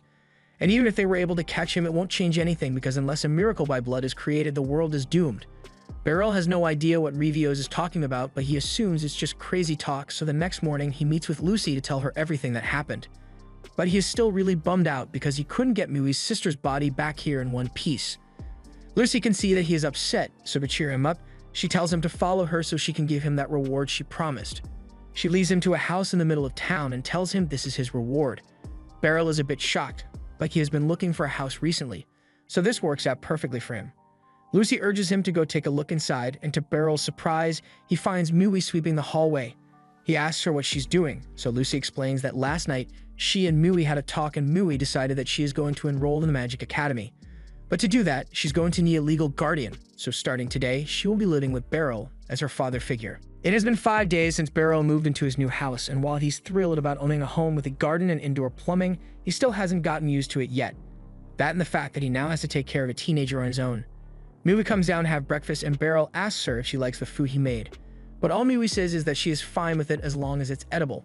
Switching topics, Beryl offers to wash Mui's clothes from yesterday, but Mui says she can handle it herself, which would be fine, but last time Beryl let her wash her own clothes, she just dumped water over them and called it a day. There's a few seconds of awkward silence after that until Mui finally speaks up. But she's not trying to start a conversation or anything. She just wants to ask for permission to go to the bathroom. Beryl reminds her that this is her house too, so she doesn't need to ask for permission for that kind of thing. Mui says she understands and promises that she won't ask Beryl for permission for anything from now on, but with how she worded it, Beryl gets the feeling this is going to be a problem later. Beryl has had plenty of experience with teenagers around Mui's age, but it's a whole different story now that he's taking care of one. In any case, it's going to be difficult to live with her if she's on her guard around him all the time, so he needs to find a way to break the ice with her. He remembers that Kirumi and Ficelle really like the skewer from the market, so he buys one for Mui, and she says she likes it, but she doesn't give much of a visual reaction. The next step in Beryl's plan to bond with Mui is to go to the theater with her and see a play. He asks Mui if she would like to go in with him, and she agrees, so the two enjoy the play, and after it's done, they have an actual conversation about it, which is a great start to bonding. The next morning, Mui heads out because it's her first day of school, and Beryl comes with her for moral support. She tells him he doesn't need to do this, but Beryl insists because as her guardian, he needs to come to the school at least once. Although it's not like Beryl has any personal interest in the Magic Institute. They soon arrive at the Institute's gates, and the place is a lot bigger than Beryl expected, so it may take them a while to find their way around. Just then, a woman calls out to them and asks if the two of them are the new transfer student and her parent. Beryl confirms it, so the woman introduces herself as Kinera, and tells them that she is a teacher here at the Magic Institute. She offers to show them where to go, and Beryl thanks her for the help because he had no idea how to navigate this place. While walking through the halls, Kinera asks Beryl who introduced him and Mui to the Magic Institute, so Beryl tells her it was Lucy. Kinera is surprised to hear that the principal of the Magic Institute personally invited them here, but a letter of recommendation like that will allow Mui to skip the aptitude test, so they can enroll her immediately. Kinera asks Mui if she has decided on a magic major yet, but neither Mui nor Beryl has heard of that before. Kinera explains that there are several systems of magic and most wizards have their strengths and weaknesses, so Mui will need to choose one to focus on. Mui tells her that the only thing she can do is produce flames, so Kinera thinks offensive magic would be the best fit for Mui, but Beryl is still a little confused. Kinera goes on to explain that there are 5 categories of magic: offensive, defensive, healing, enhancing, and lifestyle. And producing flames is a type of offensive magic, which is why Kinera suggested it to Mui. Anyway, now that Mui's major has been decided, Kinera asks if she would like to stay in the Institute's dorms or not. Beryl and Mui had no idea that there were even dorms to begin with, so Kinera asked them if they would like to get a tour, and they agreed. Kinera leads Beryl and Mui to the female dorms, and this place is massive. There's a dining hall where students get 3 meals a day, a bath, and even fully furnished rooms for each student. Mui seemed like she really liked the dorms, and Beryl thinks it looked pretty nice too, but he is worried that Mui might not fit in well with the other kids there. She still acts cold and dismissive whenever he talks to her, so he thinks it might be best if she continues to live with him for a while. However, it soon occurs to him that she may only be acting this way because he's an old man, so she might have an easier time relating with people her own age. They happen to walk past a sausage restaurant, and it looks like the place is having a special today, so Beryl asks Mui if she's fine with stopping here for lunch. Mui has no complaints, but when they head inside, the place is packed with sausage lovers, leaving no space for them to sit. However, just as Beryl is about to leave, he hears someone call out to him, so he looks around and sees Serena waving at him. She tells Beryl he is free to come sit at her table if he wants, and Beryl decides to take her up on her offer. Beryl and Mui sit down at Serena's table, and since he's here, he takes the opportunity to thank her for the new sword because it really came in handy the other day. Serena tells him there's no need to thank her, but she is also a bit curious about the girl that came with Beryl, so she asks him who she is. Beryl tells her it's a long story, but to put it simply, Mui is his daughter now and she's living in his house. Serena nearly choked on her drink after hearing that, but once she regains her composure, she apologizes for her outburst. Just then, their food arrives, and while they eat, Beryl asks Serena what she's been up to lately. She tells him that there have been a lot of monster hunts near the capital recently, mostly because a delegation from the nation of Spheme will be visiting soon. Beryl had no idea any of this was happening, but there's apparently a yearly meeting between ally nations, and the guild is required to hunt all the monsters in the area to ensure the safety of the delegation. Once they are all done with their meal, they head outside, and Beryl tells Mui she can head home without him because he needs to head to the Knight's Order now. But before he leaves, he tells Serena that Mui will be attending the Magic Institute, so he would appreciate it if she could give Mui some words of encouragement. Serena is surprised to learn that Mui has magical talent, so she gets in Mui's face and tells her she better work hard because the other students at the Magic Institute don't mess around. And with Beryl as her guardian, she had better not lose to anyone. Mui says she already knows how strong Beryl is for an old man, but hearing Mui call Beryl an old man gets Serena angry. She's about to start yelling, but Beryl calms her down before she does anything she might regret. Serena apologizes for flaring up like that, but she just wants Mui to understand how great of a man Beryl really is, and Mui admits that she knows firsthand how cool Beryl can be. After that, Mui says goodbye and starts heading home, and Beryl is surprised because it looked like Mui opened up to Serena a bit while they were talking. Serena tells Beryl that Mui has some solid potential in her. She's still a little rough around the edges, but she's an honest girl, so she's bound to go far. Beryl is glad to hear that, but for Mui to reach her full potential, she needs the perfect environment to grow in, and Beryl still isn't sure whether it's best to have her stay with him or to let her stay in the dorms. Over at the training grounds, Beryl is talking to Alicia about Mui and asks if it's better for Mui to move into the dorms or to continue living with him. Alicia freaks out once she hears that Mui is living with Beryl, because no one told her about this, but that's not the point right now. Hirumi comes over and tells Beryl that the dorms are better because there's no commute time and she gets free meals every day. Beryl is aware of the benefits of the dorms, but he is still a bit worried that Mui won't be able to adjust to living with other people. However, Hemblitz comes over and tells him the only way for Mui to become comfortable with new people is for her to meet new people. Alicia also joins in and says Mui should go to the dorms, but not because she actually put any thought into it. She just doesn't want Mui to keep living with Beryl. Later that evening, Beryl goes to Lucy's office to ask for her opinion on the matter, and logically speaking, Lucy thinks the dorms are better, although she's sure Beryl has his reasons for worrying so much about it. Just then, Ficelle walks in because she has a report to give Lucy, and since she's here, Lucy decides to ask Ficelle what she thinks about the dorms. Ficelle says there's literally no reason to stay away from the dorms because it's so convenient, but she wonders why Beryl and Lucy are bringing this up now.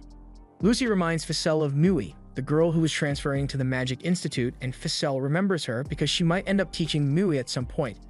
Beryl is confused, so he asks her what she means, and Lucy explains that the Institute is short-staffed right now, so Ficelle became an instructor here due to her incredible talent. Ficelle is really proud of herself, and Beryl is proud of how amazing she is, but he still needs to deal with his Mui dilemma. Beryl suddenly gets up and leaves because he has a lot he needs to think about. He's been trying to give Mui the best life possible as her guardian, and it made him happy when Mui agreed to move in with him. But he also saw how excited Mui looked when she saw the dorms, so he knows what the best option is. A little while later, Beryl gets home with a bag of groceries, and as soon as he sets the bag down, Mui asks him if he can help her with something. She's been hearing a strange noise from the dresser for a while now, and she has no idea what it is. Beryl decides to take a look, so he gets down to see if he can hear the sound too, and there's definitely something there. He picks the dresser up and moves it so he can see what's causing the noise, and to his surprise, he finds a hole in the wall. A few seconds later, a couple of rats run out, and Mui doesn't seem all too bothered because she has lived in rat-infested buildings all her life. But Beryl, on the other hand, goes into battle mode and prepares to evict the rats from existence. He manages to chase one out the door, but the other two strategize and run under the table, so Beryl can't get them with a broom. Beryl is forced to adapt, so he takes his shirt off and tries using it to catch the rats, but they keep evading him at every turn. Eventually, Beryl gets fed up and just flips the table altogether, and he manages to squish one rat underneath, but there's one more left to deal with.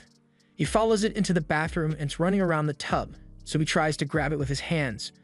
Beryl would have no trouble catching it if it were a person, but he doesn't understand how rats think, so he just keeps grabbing at it. However, the rat keeps outpacing him and even manages to run across Beryl's arm to evade him. However, before it could make its escape, Mu blocks the rat's path with a little fire.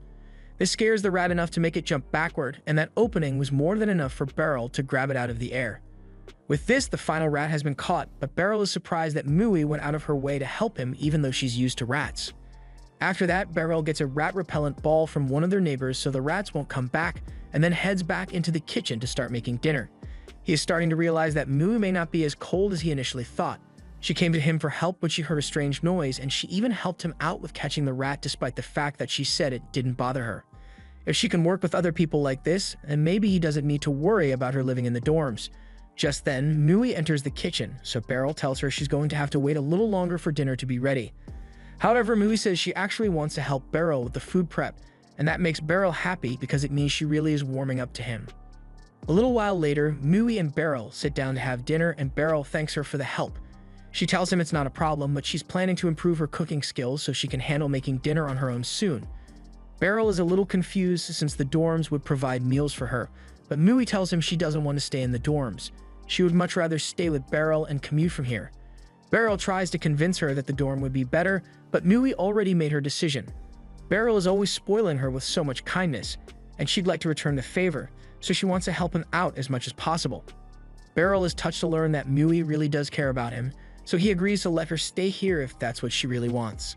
A few days go by, and after training is over, Lucia approaches Beryl because she has something to tell him. He needs to get some new clothes.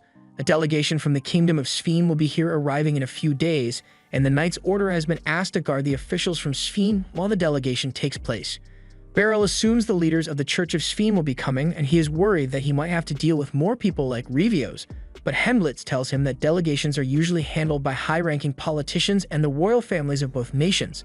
With that said, Alucia has been thinking about having Beryl meet the royal families of both countries. Kiruni and Hemblitz think it's a great idea since Beryl will become known across multiple nations, but Beryl thinks meeting the royal family is a bit above his pay grade. However, Alucia reminds him that he is a special instructor who was hired with the royal family's seal of approval, so we have to meet them sooner or later. And if he's going to be meeting royalty, his usual outfit just isn't going to cut it. Hemblitz adds that members of the Knight's Order are allowed to wear either their armor or their ceremonial uniform, but since Beryl isn't a member of the Order, he needs to find some appropriate clothing for the occasion. Beryl understands the point they are making, so he says he can go shopping for some formal attire when he has time, but Alucia refuses to let him go alone. Part of the reason she even suggested is because she hasn't had a chance to go on a date with Beryl yet, so she makes up an excuse about Beryl being unfamiliar with the clothing shops of the capital, so it is very important that she goes with him. Beryl says he is fine with her coming with him, and Alucia is glad she finally gets to spend some time with Beryl. So she tells him to meet her tomorrow afternoon, but in the meantime, she has some work that she needs to attend to. As Alucia walks off, Karuni asks Hemblitz if he noticed that Alucia was being really aggressive about going clothes shopping with Beryl. Hemblitz assumes she just cares a lot about Beryl's image since he is her master, but Karuni thinks it's a lot deeper than that. Later that day, Beryl returns home and Mui tells him a package was delivered earlier today. Beryl reads the note on the front, and it's a thank you message from Ibroy. He wanted to give Beryl a gift to show his appreciation for Beryl's help, so he sent over a bunch of clothes for Mui. Mui doesn't think all these frilly outfits would suit her, but Beryl says there are bound to be some good dresses in here, so she can just pick out the ones she likes later. For now, it's time for them to have dinner, so they both sit down and begin eating. While they are having dinner, Beryl tells Mui that he's going to be guarding some important people at work soon, and he needs to get some proper clothes, so he's going shopping with Alucia tomorrow afternoon. Mui recalls meeting Alucia being the silver-haired girl, so when Beryl asks her if she would like to join him and Alucia on the shopping trip, Mui tells him no. It doesn't take a genius to realize that Alucia wants this to be a date, and Mui doesn't want to get involved. The next day, Beryl meets with Alucia as planned, but this is the first time he has ever seen Alucia in her normal clothes, so he's a bit stunned by how nice she looks. Alucia thanks him for the compliment, and she's glad that Beryl noticed her outfit, but they really need to get going. As the two of them leave, Kiruni and Hemblitz pop out from around the corner. Kiruni knows the store that Alucia is going to take Beryl to, so she has already mapped out a route so she and Hemblitz can spy on them without getting caught. Hemblitz calls her shameless for invading Beryl and Alucia's privacy like this, but she points out that he is just as guilty as she is because he came with her. Alucia leads him to one of her favorite clothing stores. but is a little uncomfortable because he doesn't fit in with the high-class aura of the store. As Alucia enters, the manager greets her by name and asks if there's anything he can do for her. Alucia tells him she just wants to look around, so the manager tells her she's free to do so, and if there's anything she likes, he will be right here to assist. Beryl thinks the manager is really helpful, but he doesn't know where to even begin looking with the sheer number of clothes here. He also doesn't trust his fashion sense, so he decides to just leave the shopping to Alucia, but when she finally picks something out, Beryl realizes that her fashion sense is worse than his. The manager comes over and tells Alucia that she made an excellent choice, but Beryl knows he's just saying that because he wants to make a sale. If he were to wear that to the delegation, he'd never be able to live it down, so he politely says he'd like to keep looking before he makes any decisions. Beryl has now come to terms with the fact that if he leaves the shopping up to Alucia, then he's going to end up looking chopped, so he needs to take some initiative. He looks around the store and spots a suit in the back which looks like it would suit him. Alucia says she doesn't like it since it doesn't have any frills, but a plain suit is exactly what Beryl wants. Plus, this looks like it would be really comfortable.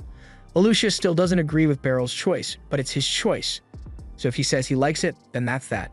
She asks the manager to hold that suit for them because they'd like to go look at a few other stores before they make their decision. Personally, Beryl would be more than happy with the suit he just chose, but since Alucia is going out of her way to help him shop, he can't just ignore her opinion. The two of them leave the shop, and Alucia asks Beryl if he'd like to stop at a restaurant for lunch before they continue shopping. Meanwhile, Kiruni and Hemblitz are still spying on them, and Kiruni is really invested in Alucia's date now. Alucia leads Beryl to her favorite restaurant in this part of town, and it's a little too fancy for Beryl's taste, but he's open to trying new things. Shortly thereafter, their food arrives and everything is going exactly as Alucia planned. Shopping and then having lunch at a fancy restaurant makes this an official date, so she's giddy with excitement. Meanwhile, Kiruni and Hemblitz are sitting at a table nearby, and they are both surprised because they've never seen Alucia look so happy. Kiruni says it must be because she's on a date with Beryl, but Hemblitz points out that if shopping and lunch is all it takes for it to be a date, then doesn't that mean he and Kiruni are on a date as well? Later that evening, Beryl and Alucia are walking back from their shopping trip, and Beryl apologizes because even though Alucia took him to so many stores, he ended up just buying the suit he picked out from the first store. Alucia tells him it's not a problem as long as he likes it, and besides, she had a lot of fun today. They both say goodbye to each other, and as Beryl walks off, Alucia just stands there looking at him. Hemblitz and Kiruni are still watching from behind a corner, but Hemblitz has a lot of questions, so he steps out and decides to go talk to Alucia. First, he apologizes to Alucia and tells her he has pretty much been spying on her all day, but Alucia says she doesn't mind since she didn't do anything she would be embarrassed about. Now that that's out of the way, Hemblitz says he has a question for her, and after Alucia agrees to answer, he asks her what she really thinks of Beryl. The next day, Kirumi comes up to Hemblitz in the training hall and apologizes for yesterday because after he stepped out of their hiding place, she got scared and ditched him. Hemblitz tells her it's fine, and in case she's worried about it, he made sure not to tell Alucia that Kiruni was spying on her too. Although that just makes Kiruni feel even more guilty since she was the one who invited Hemblitz in the first place. Just then, Alucia arrives and Hemblitz greets her as usual. But Kiruni is still a bit nervous, so she slowly backs away and says she's going to go practice her sword swings. Yesterday, when Hemblitz asked Alucia what she thinks of Beryl, she told him that she just wants to make Beryl happy, and Hemblitz has been trying to figure out what she meant by that. Just then, Alucia interrupts his flashback and apologizes because she plans to take over the training hall for a while. Hemblitz asks her why, so she explains that once Beryl arrives, she plans to challenge him to a match. Hemblitz is surprised to hear this, but Alucia rationalizes her decision by claiming it will boost everyone's trust in Beryl if they see him go toe-to-toe against the Knight Commander. Hemblitz agrees since even if he loses, doing well against Alucia would be undeniable proof that Beryl is a qualified instructor, but Hemblitz asks her if that's really the only reason she wants to have a match against him. Alucia admits that if she wins, she is planning to confess one of her desires to Beryl, but that's all she is willing to say, so she excuses herself so she can get ready. Once Alucia is gone, Kiruni comes back up to Hemblitz and asks what he and Alucia were talking about. Hemblitz informs her that Alucia is planning to challenge Beryl to a match when he shows up, and if she wins, she says she's going to confess her desires to Beryl. Kiruni freaks out because that can only mean that Alucia is going to tell Beryl she loves him, and now that she thinks about it, it makes a lot of sense since she was having so much fun yesterday. Both of them think Alucia is beautiful and has a great personality, so many guys would be lucky to have her confess to them, but there is no telling how this will play out. A little while later, Beryl arrives, and as soon as he sets foot in the hall, Alucia walks up to him. Beryl is surprised to see her since she is usually busy with other tasks around this time of day, so he asks if she's here to get a little extra practice in. Alicia confirms this and tells Beryl that she'd like to have a match with him, but that really isn't what he was expecting to hear. Alicia says she wants to get some live combat training before the delegation arrives, and when she puts it like that, Beryl sees no reason to refuse, so he agrees to the match. They both get some practice swords and take their positions, but given the fact that Alicia is the knight captain, Beryl doesn't think he stands much of a chance here. But it's just to help Alicia practice, so he's fine with the odds stacked against him. Before the match begins, Alicia tells Beryl that people often call her lightning because of how quick her attacks are, so he had better be prepared, and as soon as the match begins, she demonstrates just how fast she is. Beryl was able to block her initial strike, which is pretty impressive since most people can barely react to her speed, but it still made him nervous because he has never had to fight someone with Alicia's speed before. Alicia follows up with a series of slashes, but Beryl is able to parry each one and stand his ground. He is starting to notice a few things here, like the fact that Alicia must have been training like crazy on top of her commander duties, and her usual tells before an attack aren't there anymore. Beryl can't keep parrying her at this rate, so he decides to go on the offensive, but Alicia is able to keep pace with him and starts pushing Beryl back. He is going to need to focus on every tiny movement Alicia makes if he's going to find an opening. As she lunges at him again, Beryl finally spots a flaw in Alicia's knee movement, so he is able to tell when she's about to attack and parry it. But with her speed, it still isn't easy to keep up with her. Plus, Alicia's observations are so keen that he can't land a single hit on her. Beryl is now certain that there's no way he can beat Alicia in a fair fight, but there's no rule saying he needs to play fair. After Alicia lunges at him again, she finds an opening on Beryl's side, so she repositions herself to take advantage of it. But before her strike could land, Beryl grabs her coattails and throws her to the ground. That's a point for Beryl, but Karuni wonders if doing something like that is really okay. Hemblitz tells her there are no rules in a real fight, and besides, Beryl is the only person capable of successfully executing a move like that against Alicia. Alicia accepts her loss, and Beryl tells her that she fights a little too fair. In real combat, your opponent is going to take whatever advantage they can get, fair or otherwise, so you always need to be prepared to respond in kind. Just then, the clock chimes, so Beryl says he's going on a lunch break, and after he's gone, Hemblitz and Karuni approach Alicia. Karuni thought the match was amazing, but she wants to know if Alicia was really going to tell Beryl how she feels about him if she had won. Alicia acts confused and tells Karuni she was just going to ask Beryl to go shopping with her again. Karuni now feels silly for thinking Alicia was in love with Beryl, so she walks off in embarrassment. However, once Karuni leaves, Hemblitz asks her the same question, and she admits she did want to confess to Beryl. She wants Beryl to be happy more than anything, and it would be great if she could be the one to make him happy, but she's also fine with it being someone else if things don't work out for her. Later that night, Beryl is back home, and he is telling Mui all about his match with Alicia and how he could barely hold on. He admits that it felt great to have his student trying so hard in a fight against him, but from the sound of it, Mui thinks it was more than just a match to her. Mui is about to tell Beryl that it sounds like Alicia is in love with him, but he cuts her off mid-sentence. He knows what she was about to say, but he'd rather not hear it because Alicia is his student, and there's a huge age gap between them. The next day, Mui gets home late from school orientation, so Beryl has dinner ready for her and already poured himself a nice cup of beer. Mui asks him if he really enjoys beer that much, and Beryl says there's no better way for him to unwind after a long day than to have some beer from his favorite mug. Mui points out that Beryl's mug has a chip in it, but he says it's fine since he can still drink out of it. More importantly, he noticed that Mui brought a bag home with her, so he asks her what's in it, and Mui opens it to show him what she got. The Institute gave her her new uniform and some basic magic textbooks, although the books are on loan, so she needs to return them eventually, and she has to be careful not to get them dirty. Beryl is proud of her because in a few days, Mui will officially be a student of the Magic Institute. She already has her uniform and books ready, but then Beryl recalls the time he visited the Institute and realizes that the students there all had school bags. He asks Mui if the school mentioned anything about them providing a school bag for her, but since she didn't get one, she figures it must not be part of the starter package. She tells Beryl he doesn't need to worry about it since she can just use her sack, but Beryl refuses to accept that. He insists that Mui needs to have a proper bag before her first day of school, and although she doesn't really care what kind of bag she has to use, she appreciates Beryl's thoughtfulness. The next day, Sharina gets called into the Guild Master's office because he has a request for her. Sharina reads the report, and Megan explains that a group of platinum-rank adventurers found the monster and have cornered it in the forest near the capital, but the guild hasn't taken any decisive measures yet because they aren't sure they have the forces necessary to subdue it. The guildmaster asks Serena if she would be willing to go out there and help, but Serena tells him her strength alone won't make much of a difference against a threat like this. Just then, there's a knock at the door and Serena is told that someone has come looking for her. Elsewhere in the city, Beryl has just found a good bag shop, so he walks in, but then he realizes he has no idea what kind of bag Mui would like. The owner can tell that Beryl is confused, so he comes and asks if he can help. Beryl tells him that he is looking for a school bag, and the owner quickly deduces that if Beryl is looking for a school bag at this time of year, then his child must be transferring to the Magical Institute. Beryl tells him he's right, so the owner points him toward a collection of bags that are popular among the Magic Institute students. This is exactly what Beryl was hoping to find, so he picks up one of the bags and says he'd like to buy it.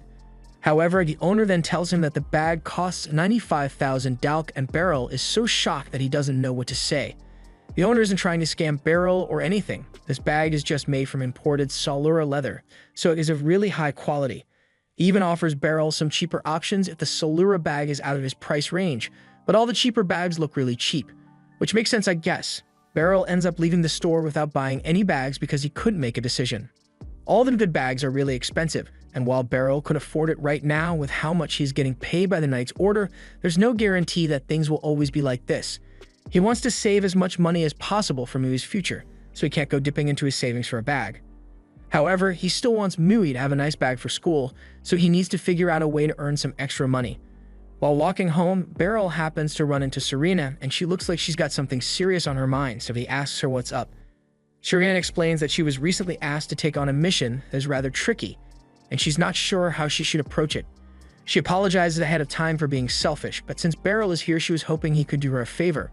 She asked Beryl if he would be willing to help her out on her mission, since it would make her feel a lot better. But Beryl doesn't think it's a good idea since he can't imagine himself being useful on a mission that Serena is worried about. However, as soon as Serena mentions the fact that Beryl will be paid for his help, he changes his mind and decides to go along after all. Later the next day, Beryl and Serena are on a carriage heading out to the mission site, and just to make sure he has all the details right, Beryl asks Serena to confirm that all they need to do is catch a particular horse alive. Serena tells him he is right and goes on to explain that the fine horse is meant to be presented to the royal family of Sphene as a gift upon their arrival for the delegation. Beryl asks if that means someone from the Liberian royal family hired her, and Serena confirms it, which is why she couldn't just turn down the mission and had to ask Beryl for help. They soon arrive at the site and meet with the party that initially located the horse, so Serena asks them for a status update. The man tells her that they have established a firm perimeter, so they are certain that the horse is still within the forest, but it hasn't fallen into any of the traps they set, so they aren't sure where it is. Serena understands the situation, so she tells the adventurers to focus on maintaining the perimeter while she and Beryl go looking for the horse.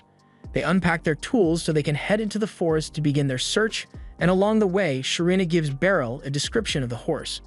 According to the reports, it is pure white with a silver mane, which makes it extremely rare and precious.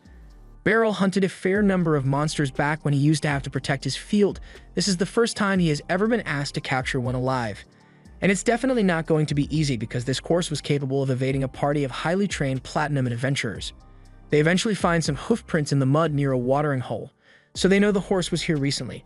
But considering how smart it is, Beryl doesn't think it will return to a place where it knows its tracks are visible. That means it's going to show up at the watering hole on the other side of the forest the next time it gets thirsty, so the two of them plan to wait and ambush it there. They start heading to the second watering hole, and along the way, Serena asks Beryl if the living situation with him and Mui is going well. Beryl is caught off guard by the random question, but he answers that his relationship with Mui is a lot better than it used to be. Or at least that's the impression he gets, but he can never really tell what Mui is thinking. Serena is surprised to hear that Beryl is having so much trouble since he has a lot of experience dealing with kids in his dojo, but trading a kid to fight and being a father figure are two entirely different things. They eventually arrive at the watering hole, so Serena tells Beryl that once the horse shows up, she's going to get behind it and Beryl is going to have to get in front to block its path. After that, she will shoot an arrow at it, and since horses are afraid of attacks from behind, it should get startled and run straight forward, where Beryl will have a net ready to capture it. That sounds like a good plan, but if the horse is meant to be given as a gift, Beryl worries that an arrow might leave a nasty scar on it. However, Serena already thought of that, which is why she got special arrows with cloth covering the tips so there's no danger of injuring the horse.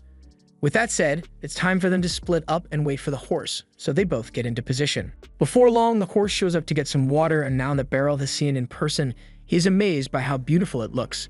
Serena begins crawling to position herself behind the horse, so Beryl does the same and quietly heads for the front of the horse. Once they are both in position, Serena shoots the horse's backside with an arrow, and as planned, it starts running straight for Beryl. However, before Beryl could capture it with the net, the horse jumps right over him and keeps running. Serena asks Beryl to keep chasing it, and Beryl must be a track star or something because he somehow manages to outrun a sprinting horse and once again get in front of it with the net. However, when he throws the net, the horse manages to dodge it, so Beryl is left with no other choice but to jump on its back and try to stop it manually. Unfortunately, he has never ridden a horse before, so he immediately falls off. The horse then proceeds to just stand there, almost as if to mock Beryl's failure, but when Serena tries to lasso it, it dodges the rope and runs away. Beryl and Serena continue chasing the horse until they manage to corner it on a ridge. Serena tells Beryl she'll run ahead and startle the horse, so it will head towards him and he can catch it. However, while Serena succeeds in startling the horse does something completely unexpected and jumps onto a spire nearby. The horse seems really proud of itself for managing to evade them yet again, but a second later, the spire begins to crumble. Beryl couldn't just let the horse fall to its doom, so he jumps down along with it and they both end up at the base of the cliff. The horse starts freaking out because it doesn't want to get caught, but Beryl tells it to calm down because he can't do anything to capture it while they're both stuck here. There's no way Beryl can climb up that cliff, and the horse definitely isn't making it up there, so they are going to have to get to the other side of the stream. Beryl briefly considers swimming, but one look at the water tells him that would be a terrible idea, so instead, he takes out his sword and with one swing, he cuts down the tree next to him. Now he and the horse can walk across to safety, and the horse seems to understand that Beryl is helping it, so it goes along with him peacefully. While they are walking across the makeshift bridge, Beryl loses his footing and nearly falls into the stream, but the horse catches him in time. Beryl is grateful that the horse caught him, and the two of them seem to get along well now, so by the time Serena gets there, there's no longer a need to capture it. They both bring the horse back to town, and the guild master thanks Beryl profusely, because requests like this one can determine the future of a guild. As promised, Beryl is given a handsome amount of money as his reward, and now that that's out of the way, they go their separate ways. With the reward money, Beryl was able to buy the bag for Mui, but when he got home he couldn't find her, so he assumed she went out shopping. A few moments later, Mui returns and she is shocked to see that Beryl actually bought a bag for her. She had told him she didn't need one, but having a nice bag of her own is really cool. Mui thanks him for the gift and tells him she actually has a gift for him as well. She shows Beryl that she got him a new ceramic mug to replace the one that got chipped, and just to be clear, she tells him she didn't steal it. She got a job thanks to Serena and worked really hard to earn enough to buy it, and after hearing this, Beryl suddenly understands why Serena was talking about Mui so much today. She tells Beryl to try it out, and to his surprise, his beer tastes completely different compared to when he used his wooden mug. Mui heard somewhere that beer tastes a lot better when you drink it from a ceramic mug, and she knows how much Beryl enjoys his beer. She thought it would be nice if he could enjoy his beer even more, so she washed dishes for a few days to afford it, and Beryl is so touched by Mui's thoughtfulness that he is moved to tears. The next morning, it is Mui's first day of school, and after getting ready, she and Beryl walk outside. Mui tells Beryl he didn't have to come with her, but it's her first day at school, so he just wanted to see her off. The school carriage soon pulls up, so Mui gets in and Beryl tells her to have a good day. Beryl then heads to work at the training hall, and Kurumi can tell that he seems happier than usual today, so she asks him if something good happened. Just then, Alucia shows up and she has something to ask Beryl. She tells him that the commander and vice commander of the Knight of Sphene have just arrived, so she and Hemblitz will be meeting with them soon, and she was hoping Beryl would join them as well. Beryl doesn't really have a reason to join the meeting, but with everything that has happened with Sphene so far, he believes it would be best to keep a close eye on them, so he agrees to attend the meeting. But to his surprise, when he arrives at the meeting room, he discovers that the Sphene Knight captain is one of his former students, Rose. Rose was a student at Beryl's dojo a few years ago, and from what Beryl recalls, she was extremely talented with a sword, so she only trained at his dojo for about a year and a half. But she seems really attached to him, and Alucia is starting to get jealous. Beryl is impressed that Rose was appointed as the new Vice Knight Commander of Sphene, but Alucia wonders what happened to the former Vice Knight Commander, Hinnis, since his replacement was so sudden. Apparently, that's a bit of a touchy subject for Gotoga, so he says he doesn't have time to fill her in on the details. And besides, meeting isn't for a simple chat. They are here so Rose can familiarize herself with the kingdom of Baltrain in preparation for the delegation. Rose has never actually been to Baltrain before, so they plan to stay here for a few days so she can get a rough idea of the city layout and any possible threats. Alucia offers to assign a knight to act as Rose's guide, but Gatoga tells her that won't be necessary, and Rose is disappointed to hear that because she was really hoping that she could get Beryl to show her around town. Later that day, training has ended, so Beryl is leaving for the day, but as he walks out of the front gate, he finds Rose there waiting for him. He asks her if there's anything he can help her with, so Rose tells him she just wanted to have a chat with him. And if he's not too busy, then maybe he could give her a tour of the city. Beryl has no reason to refuse her request, so he agrees to be her guide, and while they are walking through the city, the two catch up on everything they've done since they last saw each other. Beryl asks Rose when she joins Fiend's Holy Order, and she says she pretty much joined as soon as she left his dojo. Gatoga was the one who recruited her initially, and ever since then, she's been working as a knight, although she would have liked to take it easy for a few years instead. Beryl understands how she feels because he was suddenly forced into becoming a special instructor here, but he really likes the job now. Rose tells him that she really misses the good old days where Beryl would teach her how to use a sword while she prayed to the god of Sphene, but Beryl reminds her that she's doing pretty well for herself since becoming a vice commander is a really big promotion. However, Rose tells him she didn't really do anything to deserve the position. They just needed to fill the role of vice commander, and she just happened to be available at the time. She and Beryl continue walking through town for a little while longer, and Rose is amazed by how beautiful the town is. She even tells Beryl she might consider moving here. But Beryl reminds her that she's the vice commander for another kingdom's knight order, so moving here would be a bit problematic. Even so, Rose asks him if he would consider taking her in if she did move here, and Beryl gives it some serious thought. With how outgoing and cheerful Rose is, he's sure she would be a good influence on Mui, so it might work out, but there's no way that would ever happen. It's starting to get late, so Rose says she needs to go and says goodbye. After that, he heads to the tailor shop to pick up his new suit, and he decides to put it on immediately since he has to get used to it before the big day. The suit does look good on him, but it also costs him 65,000 dalk, so he's not thrilled about it. When Beryl gets home, Mui is surprised to see Beryl wearing a full suit, so he explains that he just picked it up from the tailor, so he decided to wear it home to try it out. Beryl asks her what she thinks of it, but now that the initial surprise has faded, Mui is rather indifferent about it, so Beryl worries that it looks weird on him, but that's not what Mui said. Anyway, she tells him she's done making dinner, so Beryl thanks her and goes to change back into his regular clothes. Once he comes back, he sits at the table to take his first bite, and he is impressed by how good Mui's cooking has become. On another note, he asks how school has been going for her, but Mui says she's getting sick of it. This gets Beryl's attention, so he asks her what's wrong, and Mui explains that her classmates keep dragging her around to all sorts of places. Today it was the library, yesterday it was the music room, and the day before that was the art room, so it's starting to get exhausting. Beryl realizes he was worried over nothing, so he tells Mui that her classmates are probably just trying to show her around the school, and she knows they are just trying to help, but the school is massive, so it makes her really tired. And today was extra exhausting because when she went to the library, she had to read massive books, and she couldn't understand all the big words in there. Now that Beryl thinks about it, he recalls that Mui had some trouble signing the school admission forms, so maybe her reading skills aren't very good. Mui then asked Beryl if he could help explain the words that she doesn't understand, and Beryl gets excited because he's finally getting some bonding time, so he tells her they can study together whenever she wants. The day of the delegation's arrival has finally come, so Alucia gathers all the knights to give them one final debriefing. The Prince of Sphene, Glenn, will be staying in the city for 3 days, and a squad comprising Alucia, Henblitz, and Beryl will be tasked with ensuring the princess's safety. Once the briefing is over, the three of them all go to meet the princess, and this is Beryl's first time speaking to royalty, so he's really nervous. Salacia has heard a lot of good things about Beryl from Alucia, so she's glad that she finally got the chance to meet him. Just then, Prince Glenn arrives alongside Rose and Gatoga, and Salacia is really happy to see him. Glenn tells her he has been looking forward to spending time with her today, and with how flirty they are being, Beryl gets the feeling that those two might really like each other. The time comes for them to depart, so after Glenn helps Salacia into their carriage, Alucia reminds Beryl of the plan, so he has to sit in the second carriage by himself to act as a decoy. This is going to be a very boring ride for him, so Rose walks up to his window and asks Beryl if he'd like her to ride with him in there, but Beryl turns her down because they are both still on duty, so they have to be professional. As the carriages leave the castle gates, all the knights work hard to control traffic on the route they have planned for today, but all of a sudden, Glenn and Salacia ask the carriages to stop because they spotted some jewelry that looks absolutely beautiful, and they really want to go check it out.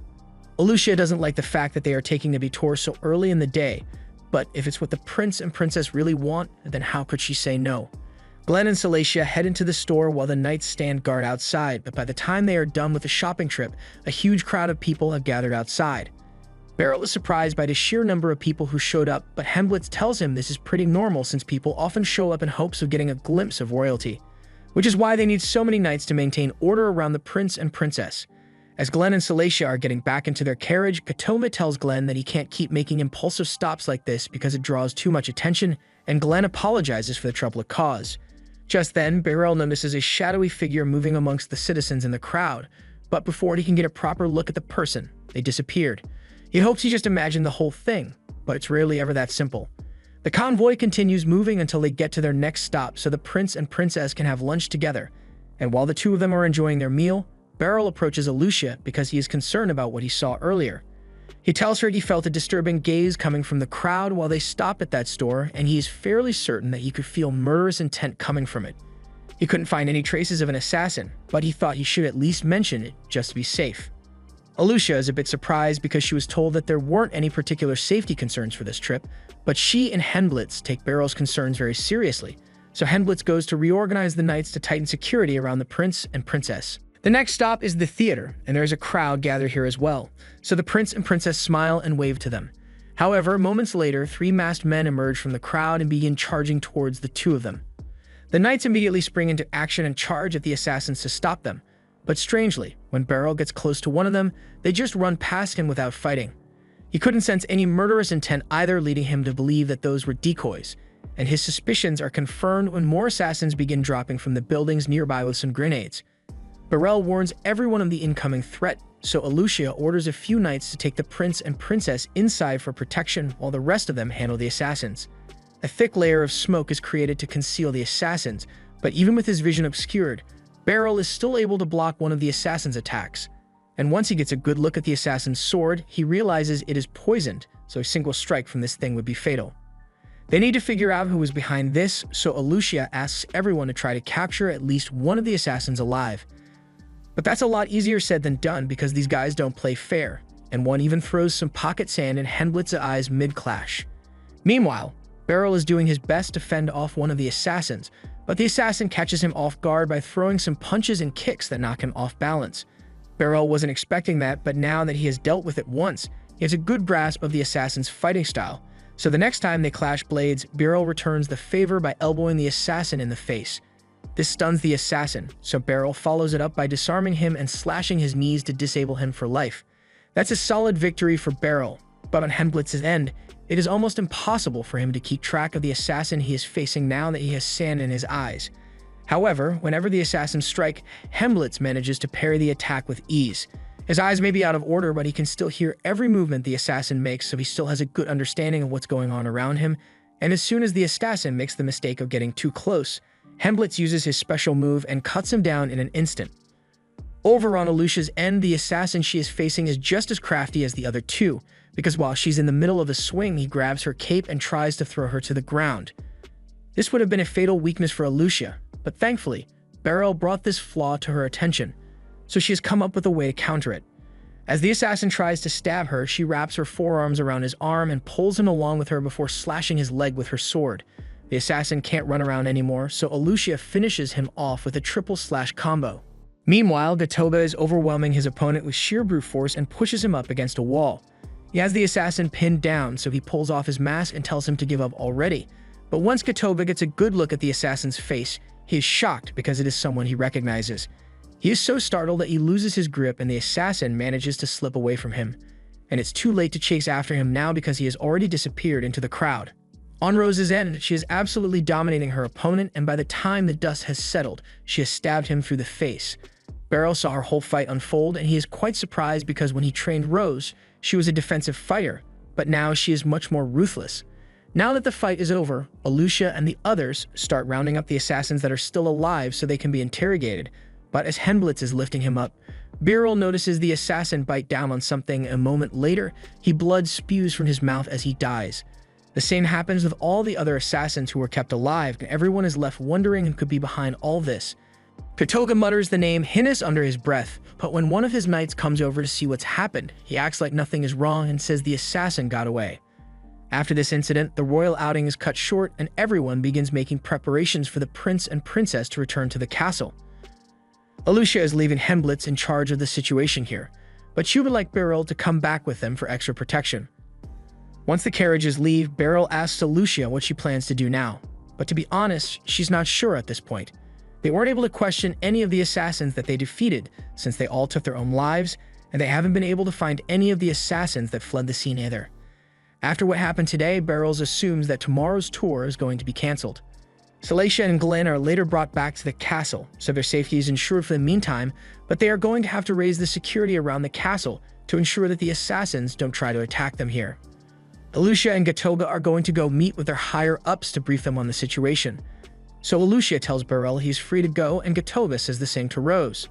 Now that both Beryl and Rose have some free time, Beryl assumes Rose is going to ask him to show her around town again, but to his surprise, she just leaves without bothering him at all. Beryl decides to head home after that, and he had expected Mui to be home by now, but he didn't think he'd see Lucy here. He asks her what she's here for, so Lucy explains that a lot happened with the assassination attempt today, so she is here to talk to him about it. Beryl hadn't really given it much thought before, but he does think it's strange that there were no mages in the security detail for the tour. Lucy tells him that the Magic Corps was asked to play a role in the security, but this time they had to operate in the background.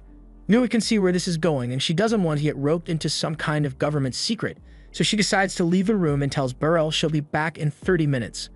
Lucy appreciates Mui giving them some privacy, but back on topic, she explains that the reason the Magic Corps wasn't playing an active role was because of the religion that Sphene follows.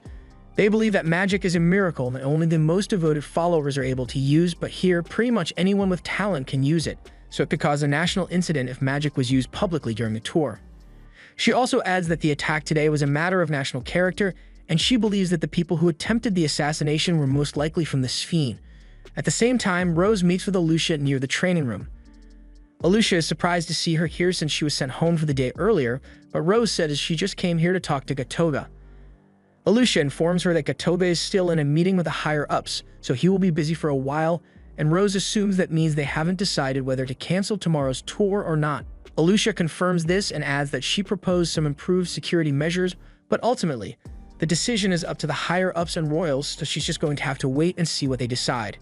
Rose recalls hearing something about tomorrow's tour being through the agricultural district, and Lucia confirms it, but she wonders why Rose is bringing it up now. Rose says she was just hoping to familiarize herself with the area ahead of tomorrow's tour, and she'd appreciate it if Lucia could tell her a bit about the district since she should be familiar with the area. Lucia tells her she could just ask Gatoga to tell her about it later, but Rose insists on having Lucia do it because she says she doesn't want to wait for Gatoga to get out of his meeting. She even says she knows a cafe nearby that they can go to, so she invites Lucia to have a chat. Back at Beryl's house, he asks Lucy if she has a reason to believe that the assassins were people from Sphene, so she tells him she received some information from Ibroy, so she's fairly certain.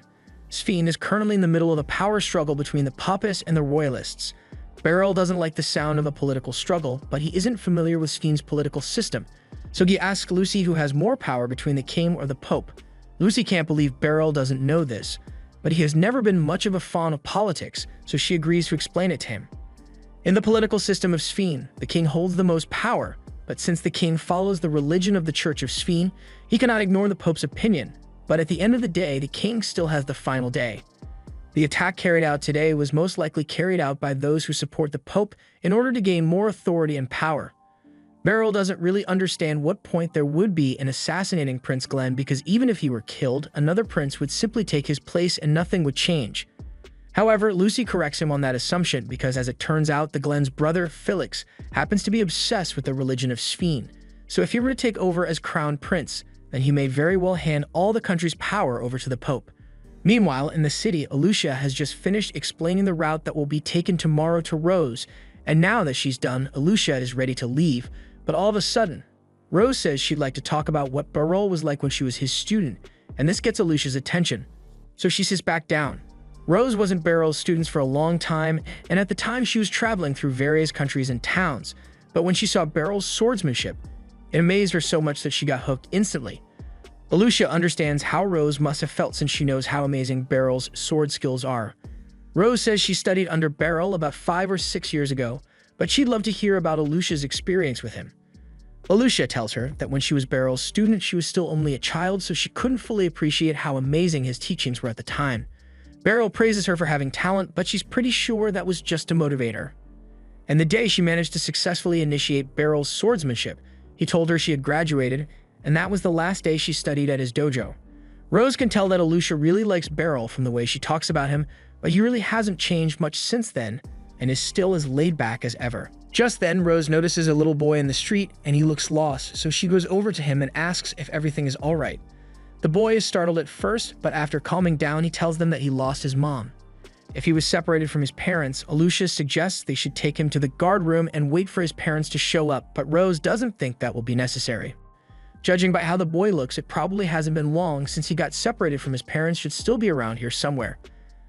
Alucia asks what makes Rose think his parents are still around here, so she points out that the boy's clothes are still clean, and he doesn't seem tired, so he couldn't have walked far. And most importantly, he hasn't been lost long enough for panic to fully set in, which is why he isn't crying. Alucia realizes Rose is right, so they should probably start by searching this area. But first, they need a little more information, so Rose asks the boy for his name, and after he tells her his name is Ritter, she asks him if he remembers what clothes his mother was wearing.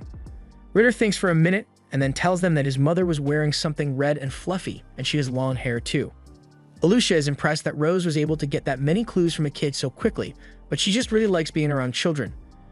Alucia begins looking around to see if she can spot anyone that matches the description of Ritter's mom, but Rose thinks that'd take too long, so she just starts yelling in the middle of the crowd, telling Ritter's mom to come get her boy. Meanwhile, back in Beryl's house, he is starting to understand the full picture, and it makes a lot of sense now that he thinks about it. All the assassins that they caught instantly off themselves, and the only other time he has seen someone so willing to take their own life was when he fought the Bishop's Knight. And if that incident was any indication, then there's no way the assassins would stop after just one failure, so it is likely that there will be another attack tomorrow. Just then, Mu returns home, so Lucy decides to end their conversation for today and says goodbye, and since there's nothing else for Beryl to do, he asks Mui if she would like to start making dinner a little early today. Over in town, Alucia and Rose eventually manage to find Ritter's mom, and after thanking the two of them profusely, she and Ritter say goodbye. Alucia thinks Rose's love for children is admirable, and Rose mentions that her parents used to donate to an orphanage, so she spent a lot of time with the kids there. She believes children are a nation's treasure, so they should be protected at all times, and Alucia completely agrees with her on that. Anyway, it's getting pretty late, so Alucia says she needs to get back to headquarters soon, and the two say goodbye to each other for the day. The next morning, all the knights have gathered once more, and Alucia informs them all that the tour with Glenn and Salacia will proceed as planned in spite of yesterday's attack. Beryl is shocked to hear this, since he is pretty much certain that the assassins will attack again, but Alucia later tells him that this is what Prince Glenn wanted, and both nations have already agreed to it, so there's nothing she can do. If the tour were to be cancelled as a result of the actions of the Papists, then it would likely impact Glenn's influence as prince, so he is forced to continue with the tour even though he knows his life is on the line. The convoy begins moving, but before they leave the front gate, Yatova grabs Beryl's arm and asks to talk for a moment. He tells Beryl that one of the assassins in the attack yesterday was one of his former comrades, the vice commander, Hinnis, who went missing before Rose took over. The former vice commander of the Sphene Knights trying to assassinate the Prince of Sphene is a complicated situation, so Katoga asks that if Hinnis shows up again today, then he wants to be the one who finishes him off. Beryl asks if Katoga has told Alucia about this as well, and he confirms that he debriefed her on all of this at yesterday's meeting, so Beryl agrees to let him handle Hinnis on his own. As Glenn and Salacia arrive in the agriculture district, Glenn is amazed by how beautiful the vast wheat fields are. Beryl is impressed as well because this is the first time he has ever seen a field of this scale. Kirbruni tells him it looks even better on sunny days, but the weather today is pretty gloomy, so Beryl says he will come back here on one of his days off. A few moments later, the convoy stops and Gatova goes to open the carriage door, but as Glenn is getting out, Gatova asks him if he's sure he wants to stop here. Glenn says Salacia's safety comes first to him, so even if his life is at risk, he's going to stick to the original plan. He and Salacia get down from the carriage because the original plan was for them to stop and inspect the wheat, and they can't let it seem like they are scared because of the assassination attempt yesterday, so they must stick to the plan. Although there's pretty much no one here to see them in the first place. After inspecting the wheat, Salacia suggests they should start heading back, and Glenn agrees, but just then, an arrow comes flying at him, narrowly missing Glenn's head. The assassins are attacking again, and they have a lot of archers hidden in the fields, so all the knights begin blocking the arrows to keep Glenn and Salacia safe. However, in addition to the archers, there are also sword-wielding assassins, so Beryl gets ready to fight and strikes them down one after the other. The rest of the knights begin doing the same, but there are a lot of assassins, so this is going to be a tough battle. Beryl charges forward and begins cutting the assassins down again, but as one jumps out at him from the fields, the assassin is strangely shot through the chest by 2 arrows. Beryl has no idea why the assassins would shoot one of their own men, but he decides to use the assassin's body as a meat shield in the meantime while he prepares for the next group of assassins. Strangely, the first one gets shot through the head by an arrow, but the other 2 don't seem to care at all. So Beryl realizes that the archers aren't intentionally shooting the other assassins, their aim is just terrible, and none of them care about friendly fire. Even for Beryl, the onslaught of arrows is hard for him to keep up with, especially when he also has to deal with the knife-wielding assassins. Kiruni is starting to get overwhelmed as well, so one of the assassins manages to sneak past her and starts running straight for Glenn. Luckily, Hemblitz was able to take the assassin out before Glenn could be harmed, but they can't keep this up for much longer. Beryl asks Lucia to take Glenn and Salacia and retreat back to the carriage so it will be easier to protect them. In the meantime, he plans to take out as many assassins as he can. A little while later, Beryl is trudging through the forest after taking out a bunch of the assassins, and he eventually comes across Rose. Rose tells Beryl he's really strong, and Beryl thanks her for the compliment since it was really hard fighting his way through all those assassins to get here. But it's time to finally finish things, so they both draw their swords and get ready to fight. Beryl asks her if she killed her allies to get here, but Rose says she didn't have to because it was easy enough to just knock them out so she could complete her mission. However, she won't be able to do the same with Beryl. She asks him how long he has been onto her, and Beryl tells her that he has been suspicious ever since she killed that assassin at the theater. With her skills, she could have easily subdued him with non-lethal force, yet she chose to finish him off like she wanted to silence him. Additionally, Beryl noticed that there were a lot of assassins making it through the area that Rose was supposed to be guarding, so he figured out that she was intentionally letting them come through. Beryl asks Rose if Prince Glenn becoming king is really enough of an inconvenience to warrant all this madness, but Rose believes her actions are perfectly justified. She asks Beryl what he would do in her situation, with her country declining with each passing day and a pointless power struggle causing children to go cold and hungry. Beryl isn't sure how to answer that question since he doesn't know much about politics, but as her teacher, he can't let her continue down the wrong path. Rose asks what's so wrong about this since she's doing this for the sake of countless people, but Beryl is sure that children Rose wants to protect wouldn't want her to stain her hands with blood like this. Rose realizes there's no way she's going to convince Beryl that what she's doing is right, so she raises her sword to fight him. But Beryl hasn't given up on saving her yet, so he says once he's done, they'll have a proper conversation about this. Meanwhile, back at the carriage, the others are still doing their best to protect Glenn and Salacia, but things take a turn for the worst when one of the assassins that Hemblitz is fighting begins using strengthening magic. Lucia tells everyone to remain calm and continue fighting with all they've got, but Kiruni is starting to wonder if Beryl will be alright on his own. She would like to go help him, but right now they all have their hands full, so they just have to trust that Beryl can handle himself. Unbeknownst to them, at that moment in the forest, Beryl is clashing swords with Rose, but he is restricting himself to defense because he still doesn't want to hurt her.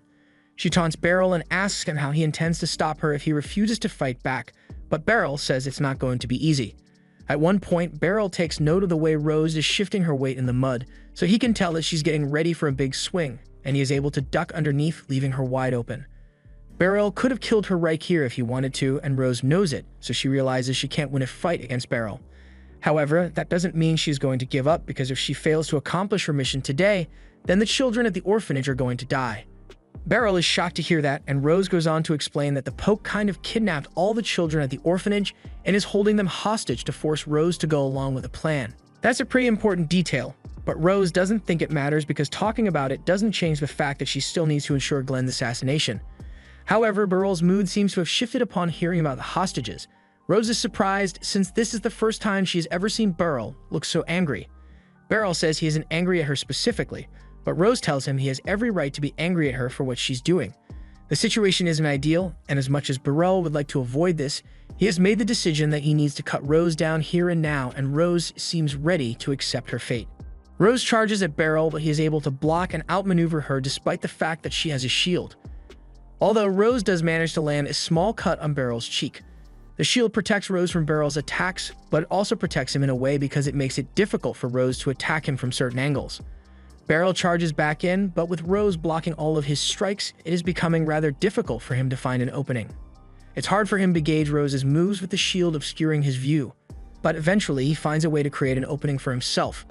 As Rose goes in for another strike, Beryl shifts his weight and parries her sword in perfectly, leaving Rose wide open once again, and this time he isn't going to hesitate. Beryl brings his sword down and slashes Rose across the chest, and as the blood sprays out onto the battlefield, she realizes this is really how she's going to die. She knew Beryl was strong, but she never expected him to pull off a move like that. However, Beryl admits that he was just improvising, and something like that probably wouldn't have worked on Rose a second time, which is why he had to take her down in a single blow. Rose asks Beryl to finish her off because if she's going to die, she wants it to be at the hands of her beloved master, but Beryl tells her he can't do that. He wants Rose to live so she can face her sins and atone for them properly. And besides, it is partially his fault that she ended up like this means he failed her as a teacher, so he needs to make that right. Just then, Gotova arrives on the scene, and he is shocked to see that Rose is in such critical condition, so he begins healing her with magic. Beryl asks Gotova what happened to the archers, and Gotova explains that he was able to deal with all the archers, but he saw Rose heading out into the forest on her own, so he came to back her up. As for her current condition, he can't do much right now, but he is at least able to stop the bleeding, so Rose's life isn't in danger anymore. But he still wants to know how this happened in the first place. Beryl informs Gotova that the others were able to protect Glenn and Salacia until they could escape safely. But as for Rose, Beryl admits that he was the one who cut her down. Gotova is shocked to hear that, but Beryl goes on to explain that Rose was complicit in the assassination attempt, and Gotova can hardly believe what he's hearing. Rose admits that Beryl is telling the truth, but Beryl adds that it isn't entirely Rose's fault because apparently the Pope was holding children from the orphanage hostage to force Rose to comply. Gotova is appalled that the Pope would go so far as to endanger the lives of innocent children, but seeing how willing all the Pope's assassins are to end their lives for their cause, it makes sense that they wouldn't value the lives of children either. With what Beryl just told him, Gotova says their top priority should be to find those children and ensure their safety, but before that, he has a favor to ask of Beryl. Gotova plans to tell everyone that the mastermind behind all this was Hinnis, and that Rose was injured while fighting him off. Rose jokes that covering for her will get him in trouble, but if the truth gets out, Gotova says Rose will probably get the death penalty and he can't let that happen. Beryl is a little confused as to why Gotova would go so far to protect Rose, since if anyone were to find out then he would go down as well. But Gotova says Rose is his sister. To be exact, Rose is his stepsister, and they aren't related by blood, but they've been together ever since they were kids, so he has to do what he can to make sure she stays alive. Beryl is truly surprised by all this, but he assures Gotova that he doesn't intend to snitch on Rose so he doesn't have to worry. But out of curiosity, he asks Gotova whether he is on the side of the Pope or the Prince. Gotova says that as the Knight Commander, he has to be impartial when it comes to things like political struggles, but strictly speaking, Gotova is on Prince Glenn's side. Rose, on the other hand, says she can't really trust the royal family. After all, the Pope told her that the royal family unjustly convicted Bishop Revios of several crimes. Beryl asks what Rose is talking about, so he is told that Revios was tried for interpreting scriptures for his uncorrupt goals and violating taboos. And it is rumored that the royal family fabricated all of those charges, but Beryl tells them that Revios is 100% guilty of everything they just mentioned. He explains that he was the one who took Revios down, so he saw everything that man did firsthand. He enlisted the help of criminals to solicit corpses, and then attempted to use those corpses to create a miracle of resurrection, even though it is forbidden. Rose is in absolute shock because she now realizes that the Pope has been lying to her this entire time. She is starting to wonder if what he said about saving the children was a lie as well. Beryl has never met the Pope before, so he doesn't know what kind of person he is, but he thinks Rose should reconsider whether she should trust him or not. This is really hard for Rose to hear because that means everything she did was for nothing. But she now realizes her mistake, so she says she can't let herself die until she has seen true justice and made up for her wrongdoings. However, right now she's still severely injured, so Gotova lifts her up and is about to carry her back. Beryl asks Gotova to take care of her, and he promises to do his best, but he reminds Beryl that what they are doing is very risky. So Beryl is going to have to keep everything that happened here a secret. Meanwhile, Alucia, Hiruni, and Henblitz have managed to defeat all the assassins that attacked the carriage, but there could still be more nearby, so they can't relax yet. Alucia asks Henblitz to keep an eye on the carriage because she wants to go look for Beryl, but just as she says this, Beryl shows up, and they are all excited to see him. He tells them he went up into the forest with Rose to thin out the assassins' numbers, but in the process, she got badly hurt, so he had to ask Gotova to take her to a medic. With that said, he doesn't think they'll have to deal with any more assassins anytime soon, so Lucia says she will get some replacement horses ready so they can return home immediately. After they get back to the training hall, Lucia informs Beryl of the decision the higher-ups have made. The agriculture district tour is officially over, and there were minimal casualties on their side, so the incident won't harm the royal family's reputation, but they are going to have to compensate the farmers whose crops were destroyed during the fight. Just then, one of the knights comes over and says he has a letter from the royal family for Alucia, and when she opens it, she finds out that she has been invited to a state banquet due to her exceptional performance recently. Beryl is happy for Alucia since a state banquet sounds like something that's really important, but then Alucia realizes that the letter also specifically mentions Beryl's name on the invitation list, so it looks like he has to go too, even though he doesn't want to.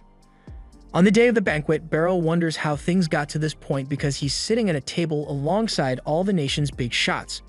He wonders how Alucia can remain so calm in a situation like this, but then again, as the knight commander, she probably gets invited to events like this all the time. Eventually, King Gladio and Princess Salacia arrive at the banquet, and once they are seated, the king thanks Alucia for everything she did to help his daughter. Beryl is impressed that Alucia is speaking directly to the king, and she is doing it so casually too. The king also heard that Beryl played a major role in keeping the assassins at bay, and Salacia starts talking about how cool Beryl looked while he was cutting them down. Beryl doesn't think what he did was that big of a deal, but the king is really thankful for his service. On another note, the king has something he wants to discuss, so although it hasn't been publicly announced yet, he tells everyone that Salacia is set to marry Glenn soon. She is going to be heading to Sphene for the wedding, but honestly, the king is a little worried about sending his daughter to a foreign country, especially since Sphene is in the middle of a power struggle, which is why he was hoping to form a royal guard to exclusively protect Salacia, and he was thinking about appointing Beryl to the position. Beryl really doesn't want to do that, but he can't directly reject an offer from the king, so he doesn't know what to do in this situation. Luckily, Alucia interjects and tells the king that Beryl's contributions to the Knight's Order here are incredibly valuable, so they can't afford to lose him. Since Alucia is so insistent about keeping Beryl, the king decides to drop the topic of a royal guard, but he still has one more thing he'd like to say. He heard that Beryl is a sword master, so he hopes Beryl can live up to that title and asks that he continue to protect this nation. Beryl is surprised that the king called him a sword master, although he'd probably heard it from Alucia.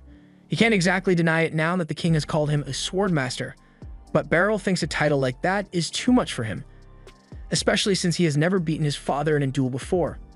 After the banquet is over, Beryl heads back home and shows Mu the gift he got from the palace. They gave him a beautiful glass plate, but Beryl thinks it's too nice to use and he feels bad about putting it on a shelf somewhere, so he's going to have to figure out what to do with it. Back at Beryl's home village, his father has just received the gift he sent, and it's the plate that Beryl got from the palace.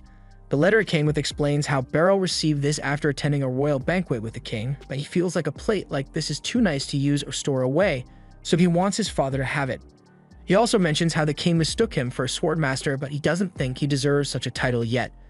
Beryl's father wishes Beryl would be a little more aware of his talent, but in the end, he only underestimates himself because he knows there's still a lot for him to learn. So Beryl's dad is excited to see just how far Beryl will be able to go with his skills. Beryl is a skilled swordsman who left his quiet hometown and moved to the capital. Because of his great sword skills and smart battle tactics, he became a special instructor for the Order. He's been teaching there for a few months now, and everything's been going well. The only thing that hasn't worked out is his father's wish for him to finally find a wife. One day, the Order's vice commander, Henblitz Drought, asks Beryl to train the knights to fight against several enemies at the same time.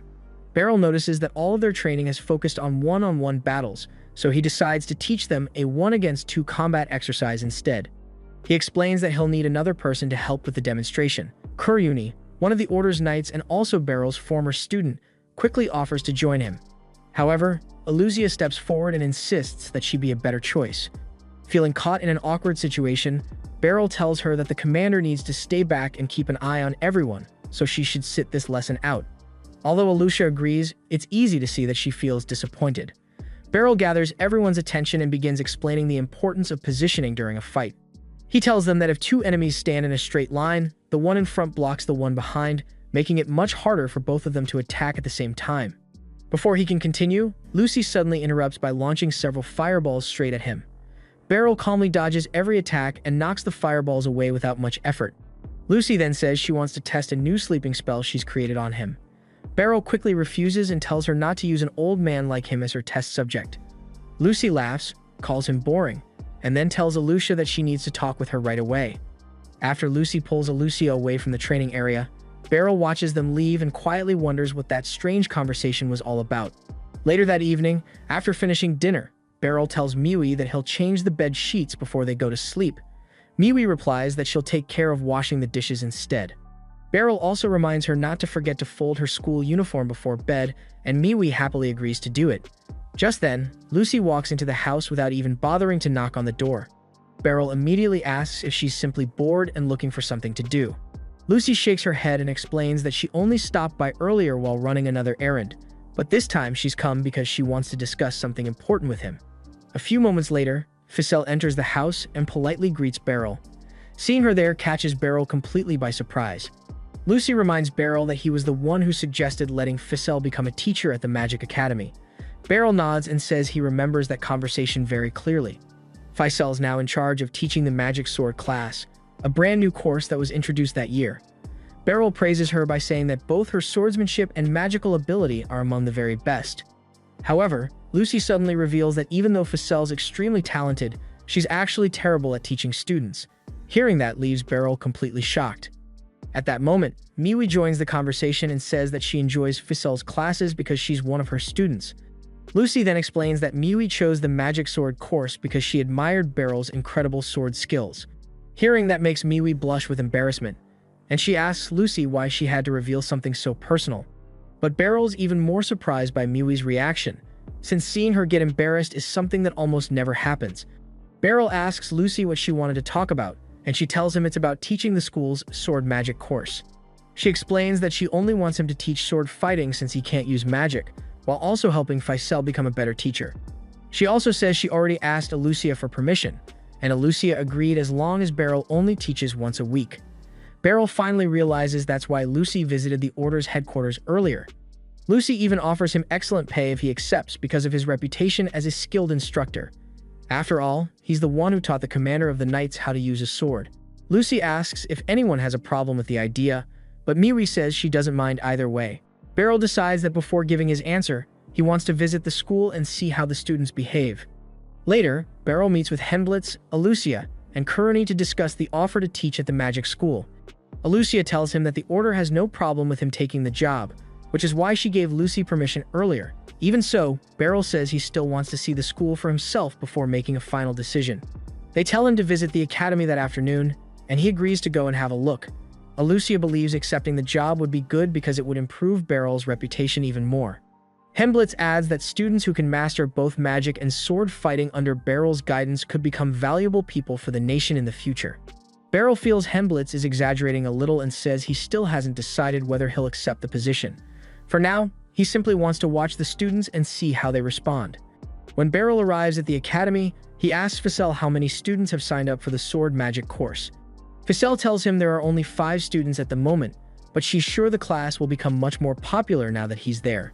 A short time later, they arrive at the classroom. Ficelle greets the students, but Beryl quickly notices that only one of them seems excited to learn, while the others look completely uninterested. Ficelle introduces Beryl as the swordsman who taught her everything she knows. Beryl introduces himself as Beryl Gardnet and explains that Ficelle and the school's headmaster, Lucy, invited him to observe today's lesson. He tells the students not to worry about him and to continue the class as if he isn't there. Curious to see Ficelle's teaching style, Beryl quietly watches from the side. Ficelle begins the lesson by telling everyone to open their textbooks to page 12 and memorize the basic principles of sword fighting. One of the students, Cindy, admits she doesn't understand the difference between inward and outward turns and asks Ficelle to explain them. Ficelle simply replies that an outward turn is the outward one, while an inward turn is the inward one.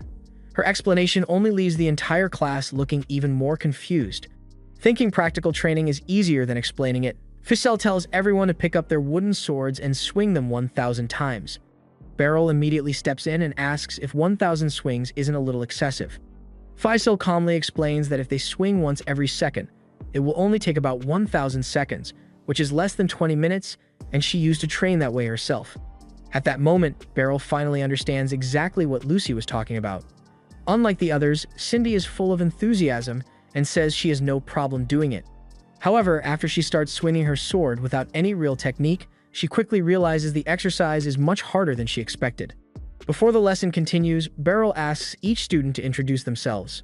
After that, he asks all of them to show him 5 sword swings so he can see their current skill level. Cindy goes first and performs 5 practice swings with her wooden sword.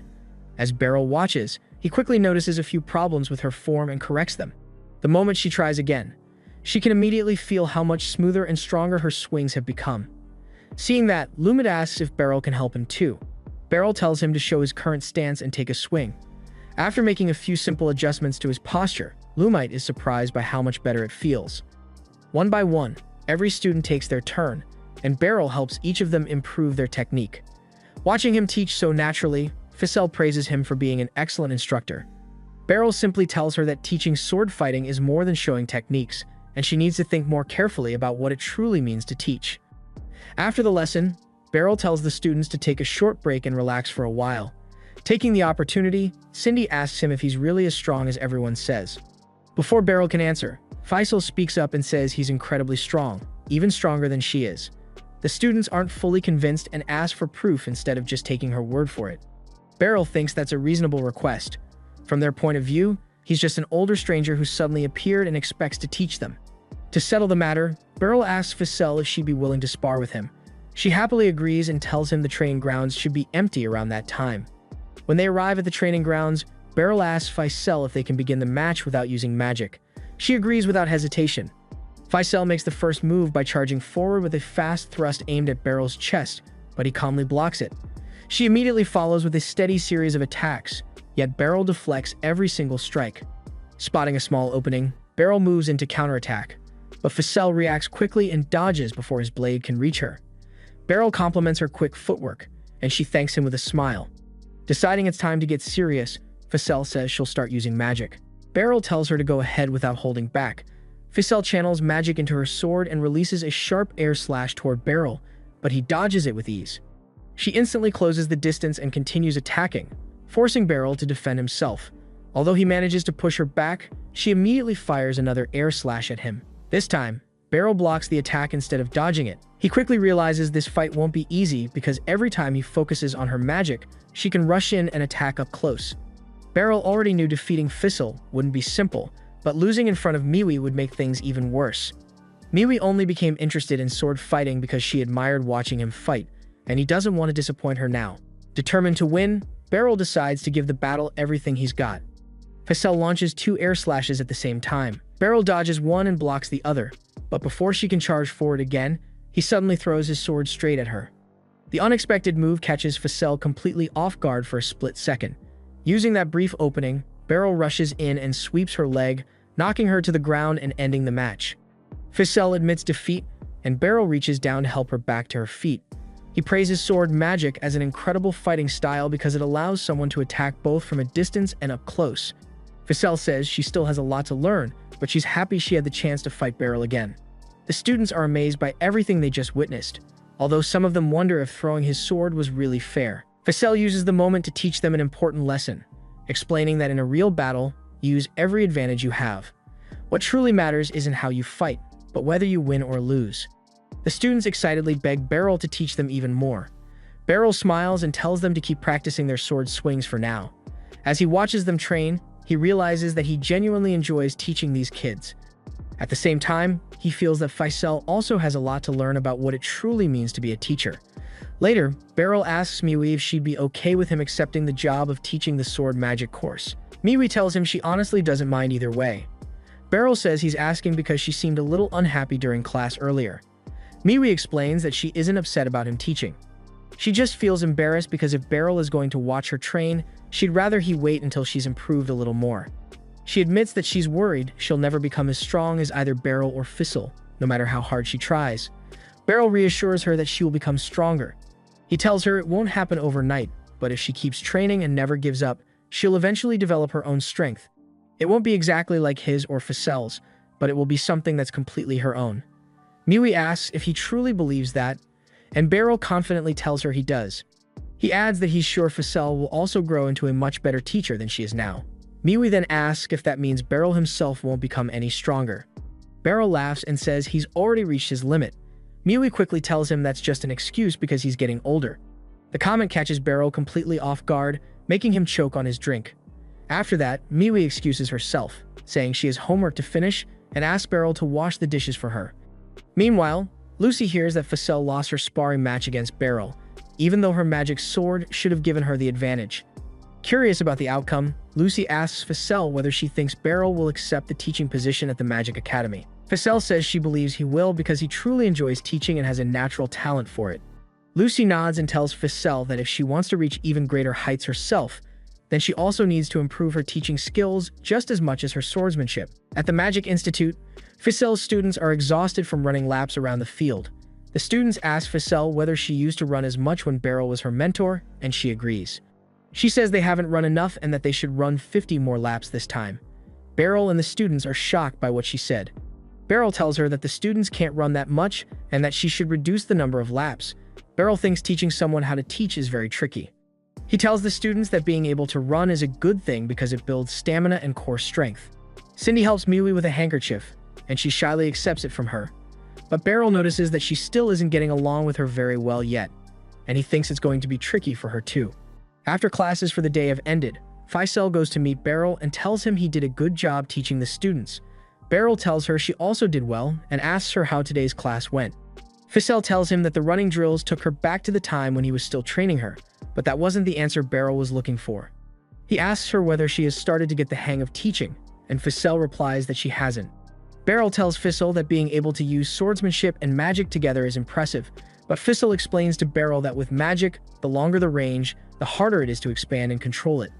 The moment you lose control of the magic, it dissipates. Using a sword helps visualize how to control the magic and gives it a harder hit. Beryl thinks it's impressive, but that is all there is to it. Ficelle notices the vice principal, Brown, and calls out to him. Brown asks Beryl who he is, and he tells Brown that the principal asked him to teach sword magic. Brown tells Beryl that he would prefer it if people who have no interest in wizardry didn't just wander around the institute aimlessly, and he excuses himself.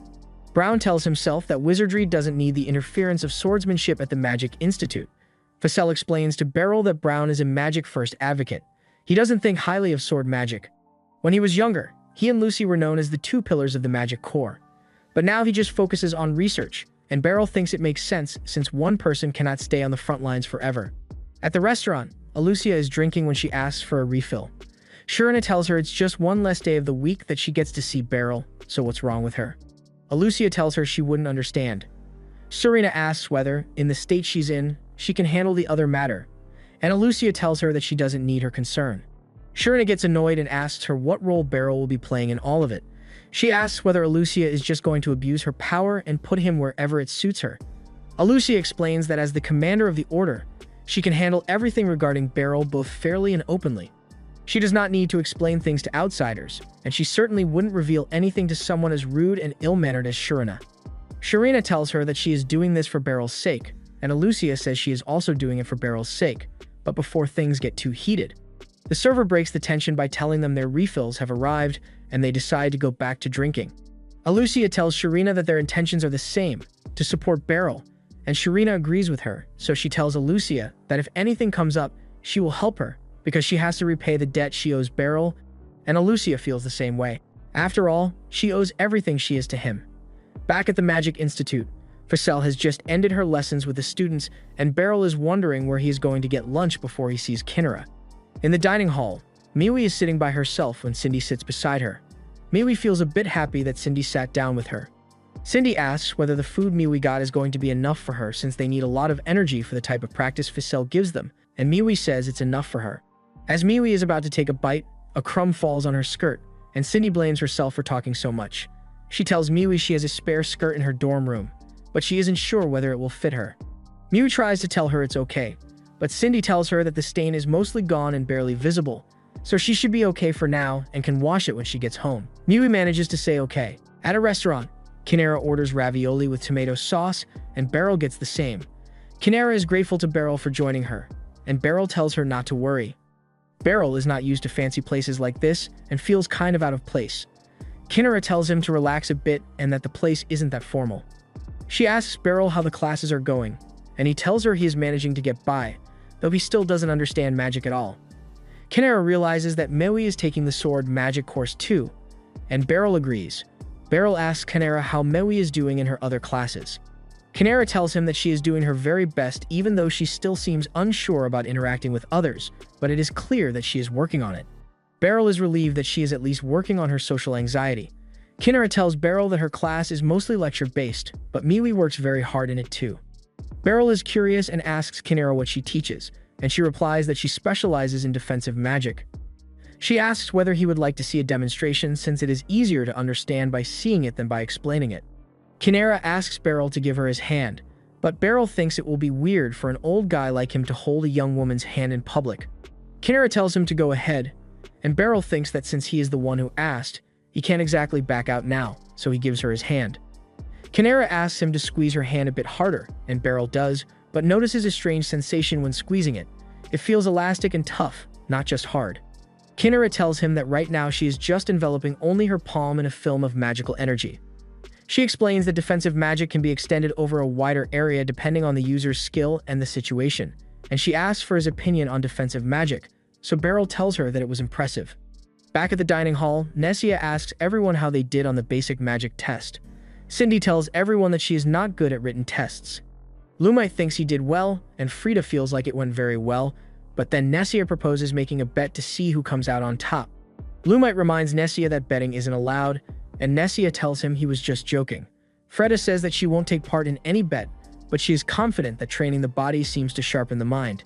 Cindy gives all the credit to Beryl, and everyone agrees, with Lumite saying that Beryl is a great teacher and much easier to understand than his sword teacher back home.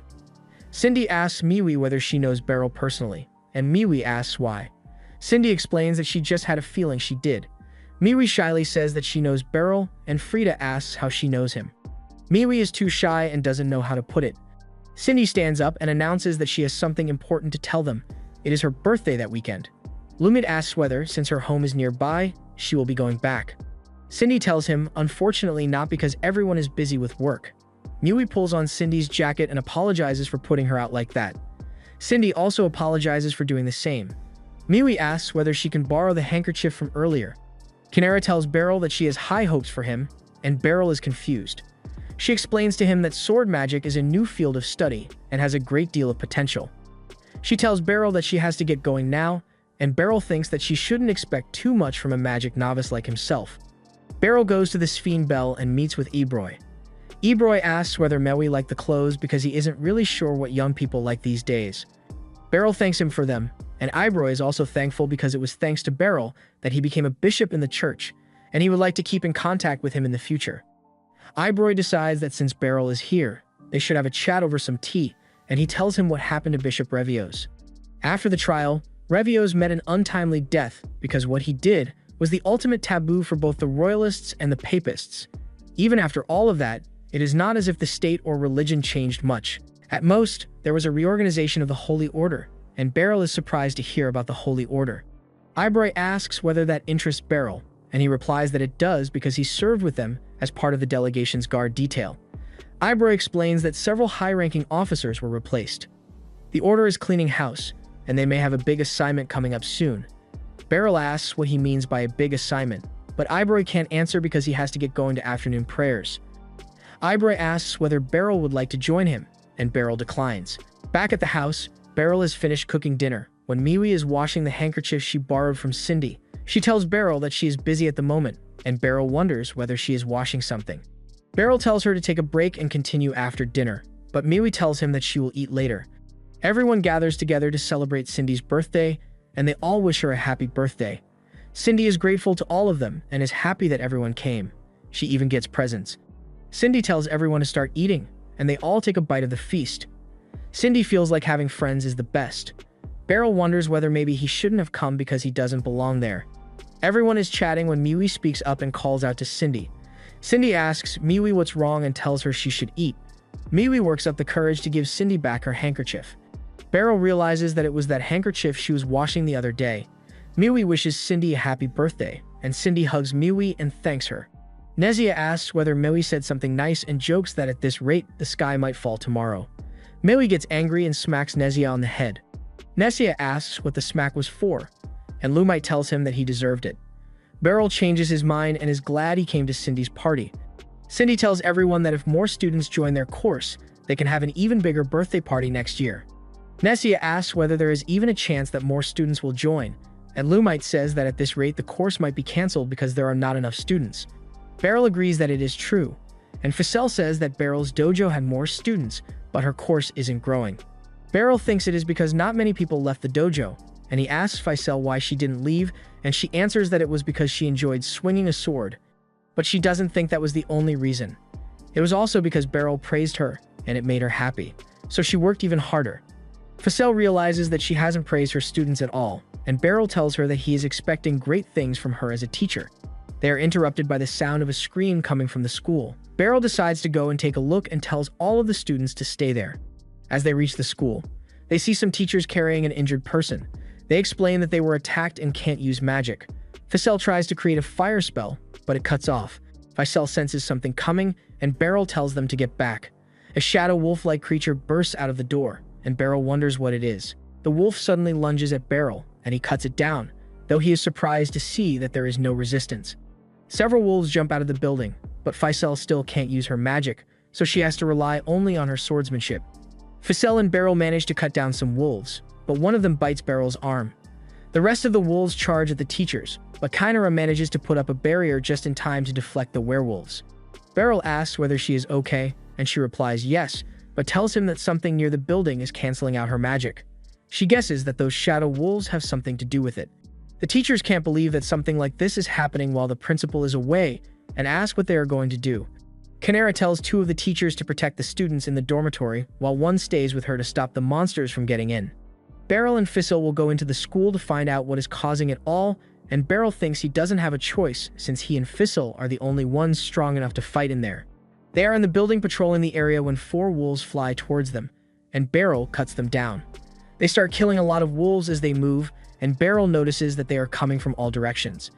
Faisal draws Beryl's attention towards a door and tells him that only Senior Institute staff can go beyond it. She thinks that it leads underground. As Beryl opens the door, a wolf jumps at them, but Faisal kills it before it can do anything to them. The teachers and Kynara are fighting off the wolves outside, and one of the teachers asks Kynara how many she thinks there are, but she tells him to focus on holding the wolves off for now. The children are watching and wonder whether the teachers will be okay, but as they watch, one of the teachers comes into the room and tells them not to leave the room no matter what. One of the wolves barges into the room through the window, and all the children are scared. They hide under the table as the wolf searches for them. The wolf gets on top of the table, and the children start panicking. Miwi peeks her head out to check whether the wolf is there, then picks up some table knives and tells the rest of the children to team up so they can take down the wolf together. She explains that if the wolf heads for the dorm, all hell will break loose. They agree with her but tell her that it is too dangerous. Miwi tells them that she can't do it alone, but with the 5 of them, they can do it, and Cindy agrees. Lumite asks Miwi how they are going to defeat the wolf, and she shows him the knives she took. Beryl and Faisal are running through the passage when they see a door at the end. They go inside the room and wonder what the place is. Faisal thinks that it could be Commander Lucy's laboratory, and Beryl wonders whether this is where she develops her magic. Faisal turns the corner and sees Vice Principal Brown lying on the ground with blood on his abdomen. Faisal and Beryl ask him what happened, and he explains that he knew the principal was hiding something unthinkable. Because there was a powerful seal on the room, he thought that if there was a secret behind her eternal youth, it would have to be there. He spent years researching how to break the seal, but he couldn't, so he had to create a magic accessory that cancels all magic indiscriminately. However, there was no secret after all, and then the monsters emerged. Faisal now understands why she couldn't use her magic before and asks him where he kept the accessory. He tells her that it is in the classroom right above them. Faisal tells Beryl that she will handle the magical accessory. Brown starts groaning in pain, and Faisal tells Beryl to leave him to her and that she will take him to the healing magic teacher. Beryl offers a hand to Brown, but he slaps Beryl's hand away and tells him that if he were younger and a more powerful wizard, he wouldn't lose to monsters like that. The fear of growing old is something that neither of them would understand. Beryl goes inside the cave and is shocked to see a much bigger wolf chained up. Back in the hall, Miwi tells the group that the knives are short, but they can probably use sword magic with them. They encourage each other, then all leap out from under the table at the same time. Beryl knows that all the trouble won't end until he takes down the big wolf. The wolf calls for reinforcements to break the chains so that he can fight Beryl. The small wolves break one chain, and the big wolf uses the chance to swing its free hand at Beryl. It creates stalactites from its face and uses them as projectiles, aiming them towards Beryl. The small wolves manage to free its other hand, and Beryl thinks that things are about to get messy. In the hall, each student charges up their knives with magic and shoots at the wolf, but the wolf manages to evade all of their spells. The wolf lunges at Cindy, but Miwi shoots fire at it and drags Cindy under the table. They regroup and realize that they cannot use sword magic like Ficelle, so they need to come up with another plan. Beryl parries all the projectiles and tries to close the distance between himself and the wolf, but one hit from the wolf sends Beryl flying back. Ficelle apologizes to Beryl for making him wait, then uses her magic and blasts the wolf, leaving it momentarily stunned. Beryl thanks her and asks how Brown is doing. She tells him that he is okay and that she destroyed the magical accessory too. Ficelle rushes in, and Beryl tells her to be careful. The wolf sends out more projectiles, and Ficelle counters them with her fire magic. She then rushes in, jumps onto the wolf's nose, and slices the top of its head off. The wolf starts regenerating, so Ficelle retreats to regroup with Beryl. She tells Beryl that she is going to fortify her magic so she can take it down with one strike, and asks him to cover her while she does. Beryl doesn't really understand what she means by fortify, but he puts all his faith in her because he has no other choice. All of the children observe the wolf's movements, and Miwi signals them to start the plan. Lumite and Freda attract the wolf's attention, and as the wolf charges towards them, they hurl their knives at it, stopping its movement for a second. They then use the tablecloth to cover the wolf's body, while Cindy and Nessia hold it down. Miwi then lights it on fire. Beryl is parrying all of the wolf's attacks and wonders whether Ficelle is done yet, thinking that she should hurry up. Beryl cuts down 2 wolves and leaps at the big wolf, but gets knocked back by one of its stalactites. Beryl aura farms by weaving through all of the stalactites and charges at the wolf, but Ficelle uses her secret blade technique, Cortana, to finish off the wolf. After the fight, Beryl sees a black, diamond-shaped object floating and wonders what it is. Ficelle tells him that it gives her a bad feeling and that it is trying to reform, so Beryl rushes to cut it. After splitting it in 2, Ficelle tells him that it no longer gives her a bad feeling. Beryl teases her for naming the technique Secret Blade, and she says that it was the commander who named it, not her. He says that since she said it, that means she likes the name, but Ficelle pinches him. Everyone praises Miwi for coming up with such a good plan, and she tells them that her magic flame dies quickly, but if she lights something with it, it keeps burning. Cindy thanks Miwi for helping her when things got dangerous. Sometime later, Ficelle has new students, and they are training outside. One of their forms isn't good, so she helps her adjust it. Lucy tells Beryl that Ficelle has changed. Beryl agrees and says that Miwi has also changed. The class is a big hit, and Ficelle's actions during what happened caused quite a stir. Lucy tells Beryl that he had his work cut out for him this time, but Beryl asks her what the monster down there was. She tells him that it was Lano Ambrosia, a named monster that she hid down there to seal it away and research it, because she couldn't destroy its core.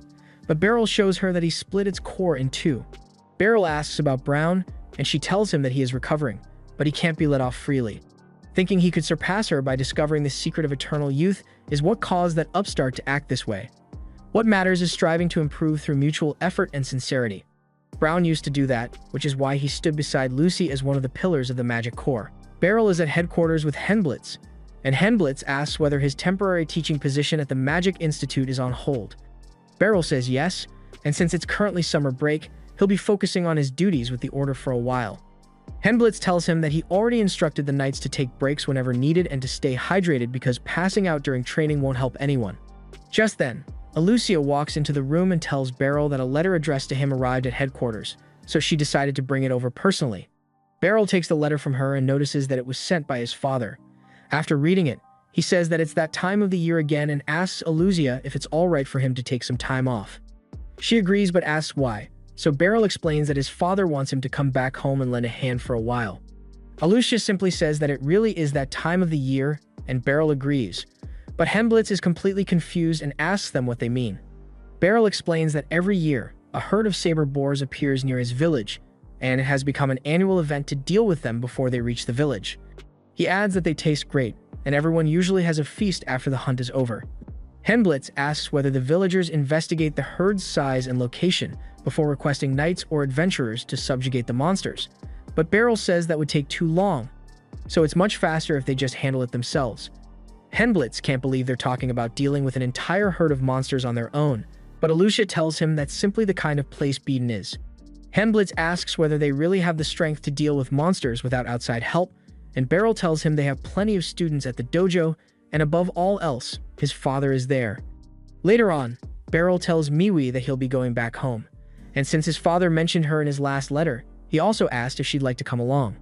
Miwi immediately says she'll go, and Beryl is honestly surprised because he thought she'd at least try to make an excuse first. Miwi then asks if she can bring her wooden sword with her, and Beryl agrees, although he points out that they already have wooden swords at the dojo. Miwi says she still prefers using the one she has now. As they're getting ready to leave, Miwi asks Beryl what the vice commander of the order is like. Beryl tells her that Hemblitz is a nice and honest person who asked to come along because he wanted to broaden his horizons, and Aluzia approved the request. When they arrive at the carriage, Hemblitz greets Beryl, and Beryl thanks him for arranging it, although he says he can pay him back once they arrive. Hemblitz agrees in a rather shaky voice, and Beryl notices something seems off, so he asks if anything is bothering him. Before Hemblitz can answer, Kurani suddenly appears from behind him and greets Beryl. Beryl is completely shocked to see her and immediately asks what she's doing there. Hemblitz sheepishly admits that Kurani managed to talk him into letting her join the trip, and Kurani happily explains that she heard about the annual event and wanted to take part. Back when she was still training at the dojo, she was too weak to help fight the saber boars, so she always wanted another chance. Beryl asks whether it's really alright for her to take time off work, and Kurani says that by grouping all of her leave together, she managed to make it work and already submitted the request. Beryl tells her he understands how she feels, but she shouldn't just show up without discussing it first, and he also tells Hemblitz that, as her superior, he should have either dealt with her more firmly or at least informed him beforehand. The two of them apologize, and Beryl turns to Miwi and asks if she's alright with one more person joining them. Miwi says she doesn't mind at all. During the carriage ride, Beryl tells Hemblitz to relax a little, but Hemblitz refuses, saying he still regrets making a fool of himself and setting a bad example for Miwi.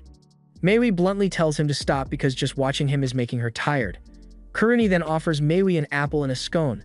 Miwi chooses the scone and starts eating it, then tells Kurani that she isn't very knight-like. Hemblitz surprisingly agrees, leaving Kurani completely shocked. She says she's trying her best to become a cool knight, but she still has a long way to go. Beryl laughs and points out that she's been saying the exact same thing ever since she first joined the dojo, before asking why she wanted to become a knight in the first place. Kurani explains that it's always been her dream. When she was little, she visited Baltrain with her parents, and they accidentally wandered into a dangerous area where they were almost robbed.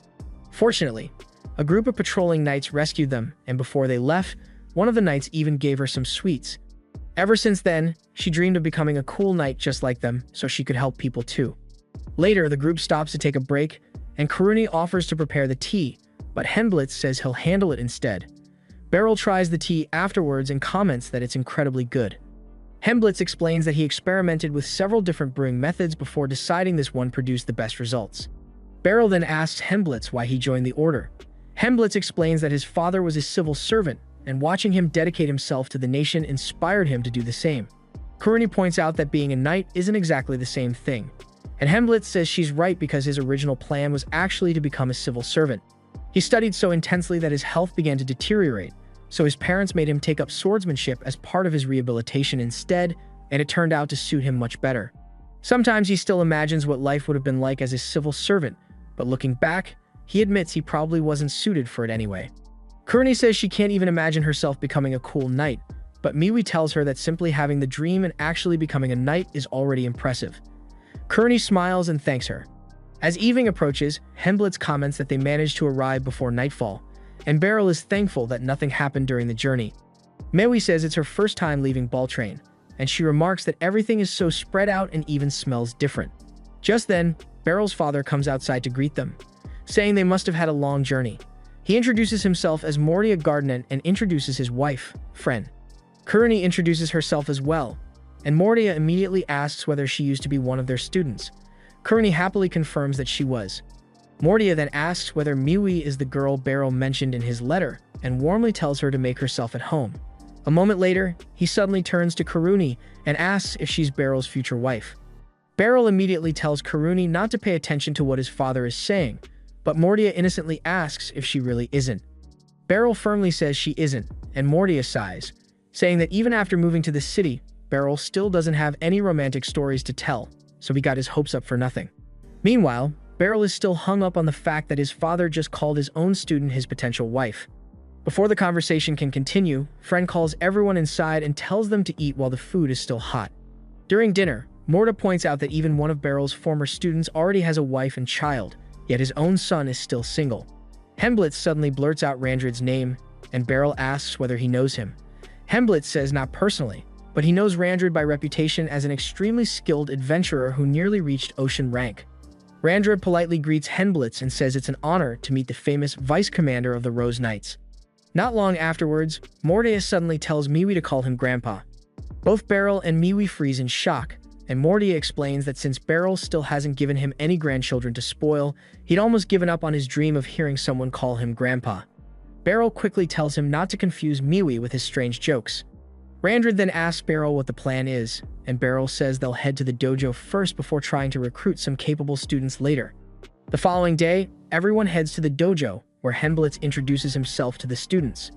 Adel immediately says that the order isn't anything special because they all stay comfortably in the capital, while people like Beryl and Mordia are the ones who always have to protect the village whenever monsters attack. Beryl tells her she's directing her anger at the wrong person, but Henblitz says that as a knight of the order, he'll take her words to heart. He politely asks if there's anything he can do, and Adel simply tells him to fight her. Henblitz accepts the challenge and tells Adel to join in if he agrees with her. The two students take their stances, and Adel immediately charges at Henblitz. He blocks her attack, but as she backs away, Adel rushes in from the side. Henblitz calmly parries Adel's attacks before repositioning himself so Adel blocks Adel's line of sight. Then, in one smooth motion, he sweeps Adel's legs out from under him and immediately points his sword at Adel, ending the match.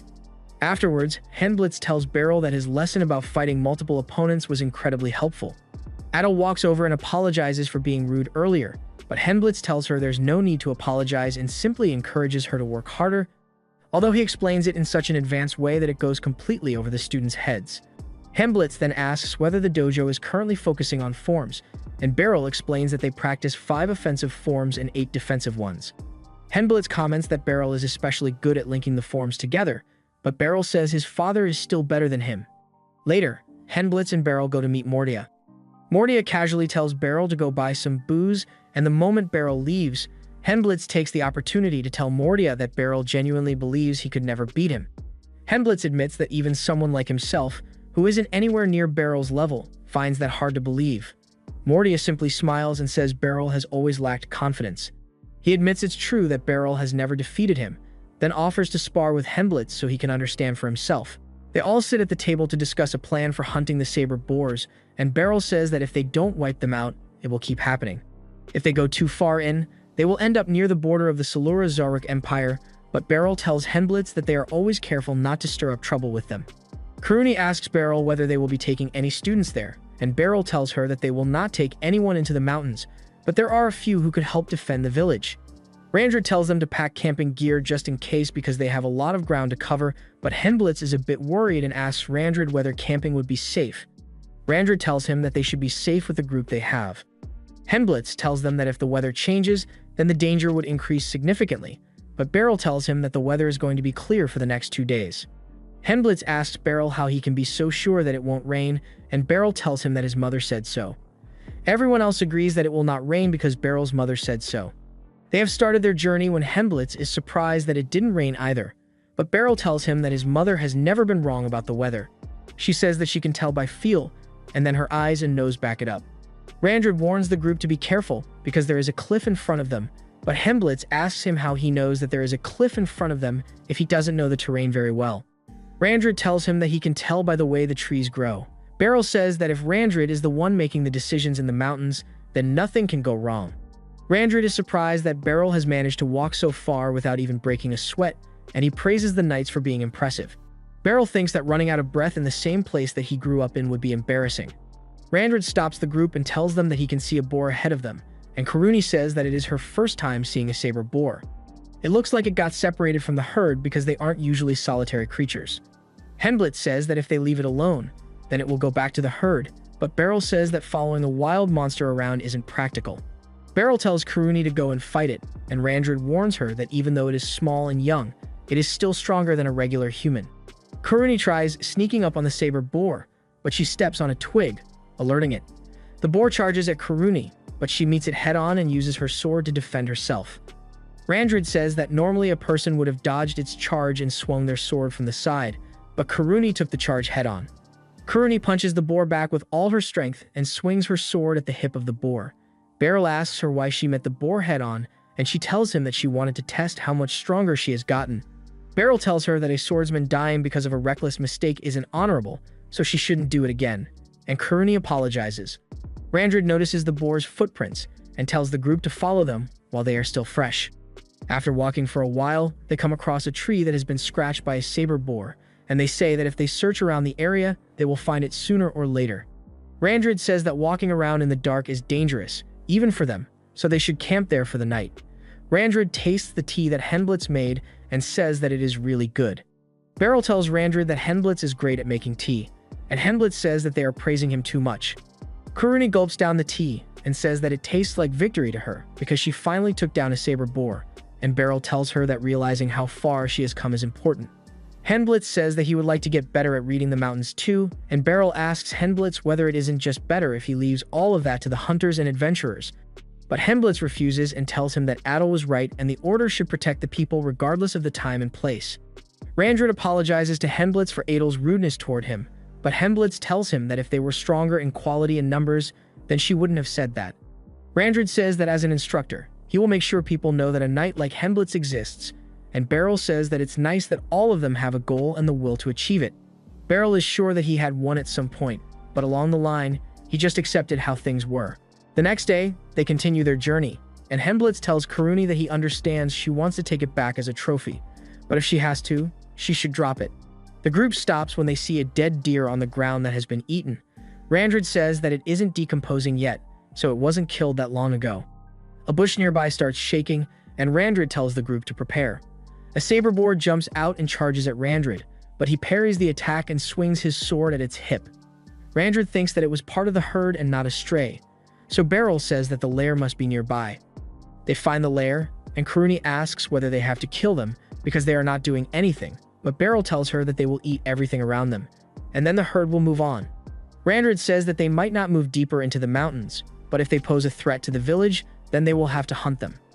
Henblitz asks whether they should start hunting them, but Beryl says that the weather would only hold up until midday and they should fall back because if it rains, then everything will fall apart.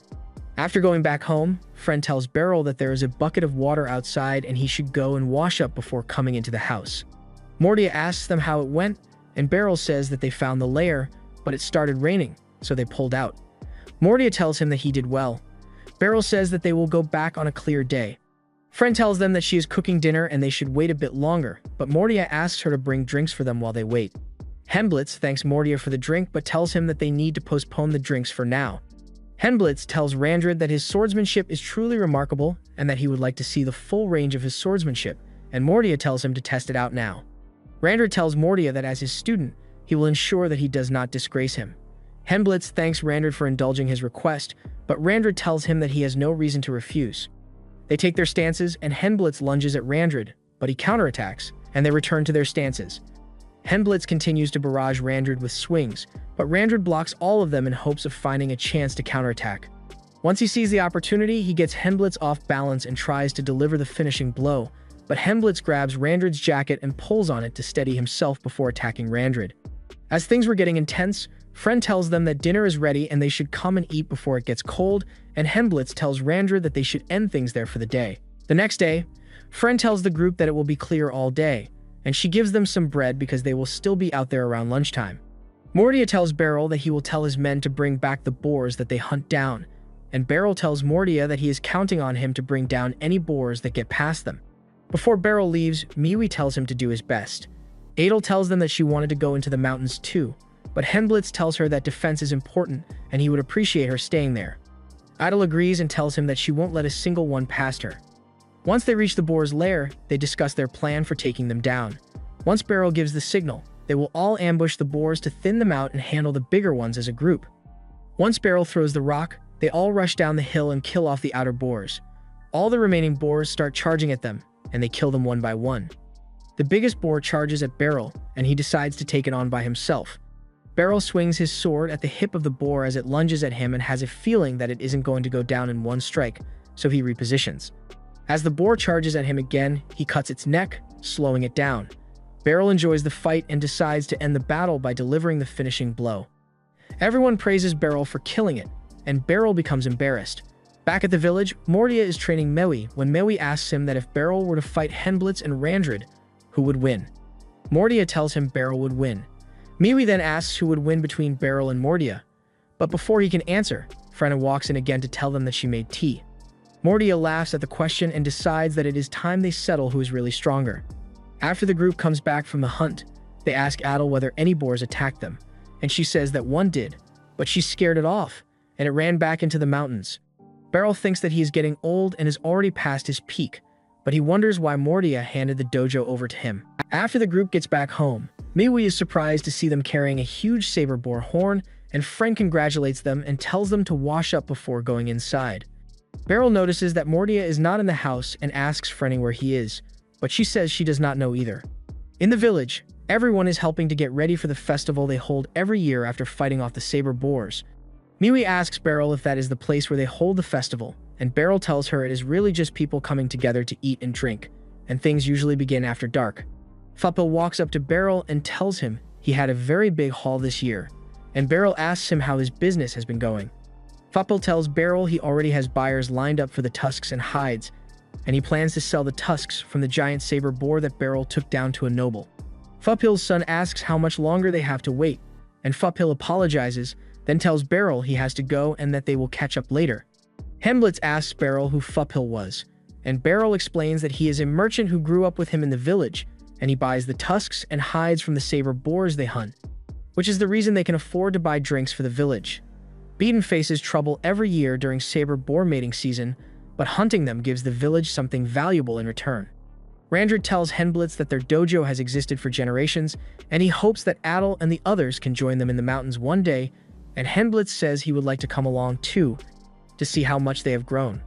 Beryl asks Miwi what she thinks, and says that if she likes it there, they can come back and visit together again, and Miwi agrees. At the restaurant, Alucia tells the server to refill her drink, and Shurina says she is drinking even faster than usual. Alucia asks if Shurina is going to start criticizing how she drinks now, and Shurina asks if something happened to her. Alucia tells her that ever since Beryl went to Beaton, she has not seen him, so all she can do is drown her feelings in drinks. Shurina asks if she really should be drinking like that and reminds her that she already knows why Beryl went back to Beaton. Alucia says she knows the reason and is just upset about the whole situation. Alucia and Shurina begin remembering their lives back in Beaton, and Alucia recalls that Beryl always said he could never beat Mordia in a sword fight, though they feel he was just being modest, since they have never even seen Mordia swing a sword. Fupil tells Beryl to give him some meat, and Beryl says he does not even have time for a break. Fupil tells him to stop complaining, since being on meat duty is an honor given to whoever brought down the biggest boar. Fupil's son asks Beryl for more meat, and Fupil tells him it must feel good having everyone thank him. Karuni gets drunk and starts bragging to Miwi that she took down 5 boars, and Miwi says she has already heard it about 10 times. Hemblitz tells Karuni to slow down a little with the drinks, and Randrid tells Hemblitz it is good to loosen up sometimes, then asks what Beryl teaches them at the order. Hemblitz says Beryl mostly just spars with them and gives advice.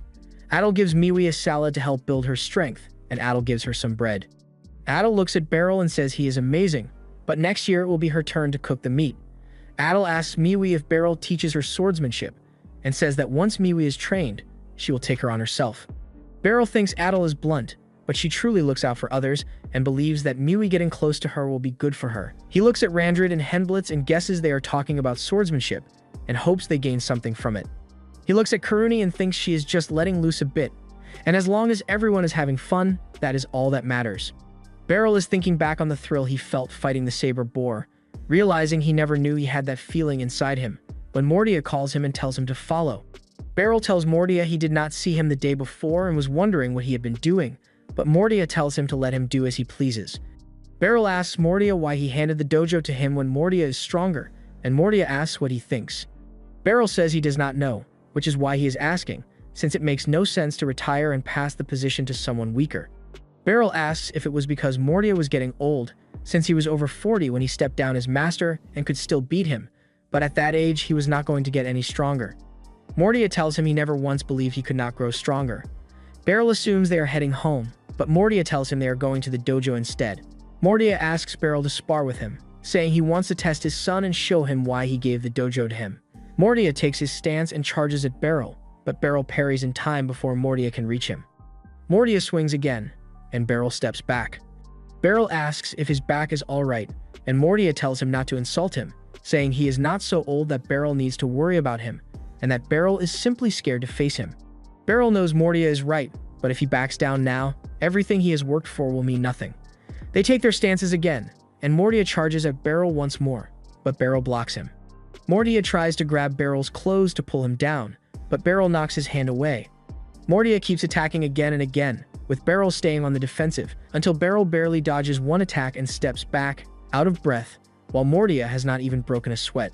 Beryl thinks Mordia has grown even sharper since the last time they sparred, and Mordia tells him he is not good at holding back, but he has no plan to kill his own son, so Beryl should stop hesitating. Beryl charges at Mordia and they trade blows, their swords clash, and they reach a standstill. Mordia kicks Beryl, sending him into the wall of the dojo, but as soon as he sees Mordia charging again, he grabs two swords and blocks the attack. He tries to knock Mordia off his feet, but it has no effect, and Mordia kicks him away. Beryl charges again and dodges all of Mordia's attacks, but Mordia strikes Beryl's hand with the edge of his sword, and Beryl parries the blow. Beryl believes that if he can defeat Mordia, he can aim for even greater goals. Mordia breaks the standstill, but Beryl dodges his attack and points his sword at Mordia's side. Mordia tells Beryl to stop staring into space and sit down with him, but Beryl does not hear him the first time, so Mordia repeats himself. Beryl still cannot understand why Mordia gave him the dojo, and Mordia explains that it was because, at that point, Beryl had become stronger than him. Mordia tells him that Beryl never once beat him before because he was afraid of him, and he has been carrying that fear for a long time. Mordia says he had no intention of letting Beryl win that day, but Beryl won anyway, and finally broke through his fear. Beryl begins to cry and Mordia gently pats his head. Back at the festival, Karuni is drunk, and Adel wonders if she is really a knight. Henblitz tells Adel to forgive her, and Randrid says every knight needs a break sometimes. Karuni says she is thirsty, and Miwi stands up to get her some water. On her way, she meets Mordia, who tells her to pour one for him too. Mordia asks if she wants to know who is stronger between himself and Beryl, and Miwi says yes. Mordia tells her to ask Beryl herself. Beryl goes home and asks Fren if Mordia is there, but she tells him he went to the festival to eat some meat. Beryl asks Fren who is stronger between himself and Mordia, and Fren says Mordia, because he raised his son and protected his wife, something Beryl could not do. Fren tells Beryl to hurry and find a wife, or he will spend the rest of his life losing to Mordia. The next day, they say their goodbyes before heading back to the city. On the carriage, Miwi asks Beryl again who is stronger between himself and Mordia, and Beryl asks why she wants to know. She tells him that Mordia said if she asked, he would tell her the answer. Beryl says he is the stronger swordsman, but still no match for his father, and Miwi is not satisfied with that answer. A few days later, Beryl is at the Magic Institute when the students are showcasing their progress in channeling magic into their swords. The students know that they are better than they were before, but it still takes them a bit of time to channel magic into their swords. Beryl says that Miwi's technique was a bit different from everyone else's, and Fissel explains that Miwi's technique still isn't able to convert her magic properly, but there is still power there. Fissel encourages Miwi and tells her that she will get better if she keeps training, so she should take her time. Alucia calls Beryl over to her office to tell him that an invitation to a banquet from Margrave Flumvelk had arrived. It is to recognize their role in averting the recent national crisis. Beryl praises Alucia and tells her that it makes him proud to see how far she has gone in life, but Alucia says that Beryl was also invited. She tells him that the Margrave specifically requested him to come to the banquet. Beryl is confused and Alucia asks him whether he knows who the Margraves are, but Beryl tells her that he doesn't know any nobles because he is just an old country bumpkin. Alucia changes the topic and tells him that Princess Salatia's marriage has been officially set for the end of the year. The Flumvolk lands lie along the border with the Kingdom of Sphene. Before the wedding begins, they need to inspect the route and the security arrangements, and it will take about a month. Beryl tells Alucia that he will go with her, and Alucia thanks him but thought that he would modestly insist that it wasn't for someone like him. Beryl says that he believes that he should help people where he is needed. At home, Miwi asks Beryl what he thought about that day's sword magic lesson, but Beryl tells her that he doesn't know anything about magic. Mary tells him that she is talking about her sword swings, and Beryl says that her swings are sharper and she is not wobbling as much anymore. Beryl tells Miwi that he is going on a work trip and Miwi can either stay with Lucy or do a short-term stay at the student dorm, and he had made sure either option is available. Mary decides to stay at the dorm, but Beryl tells her that if she stays somewhere that nice, then she might not feel like coming back to the house.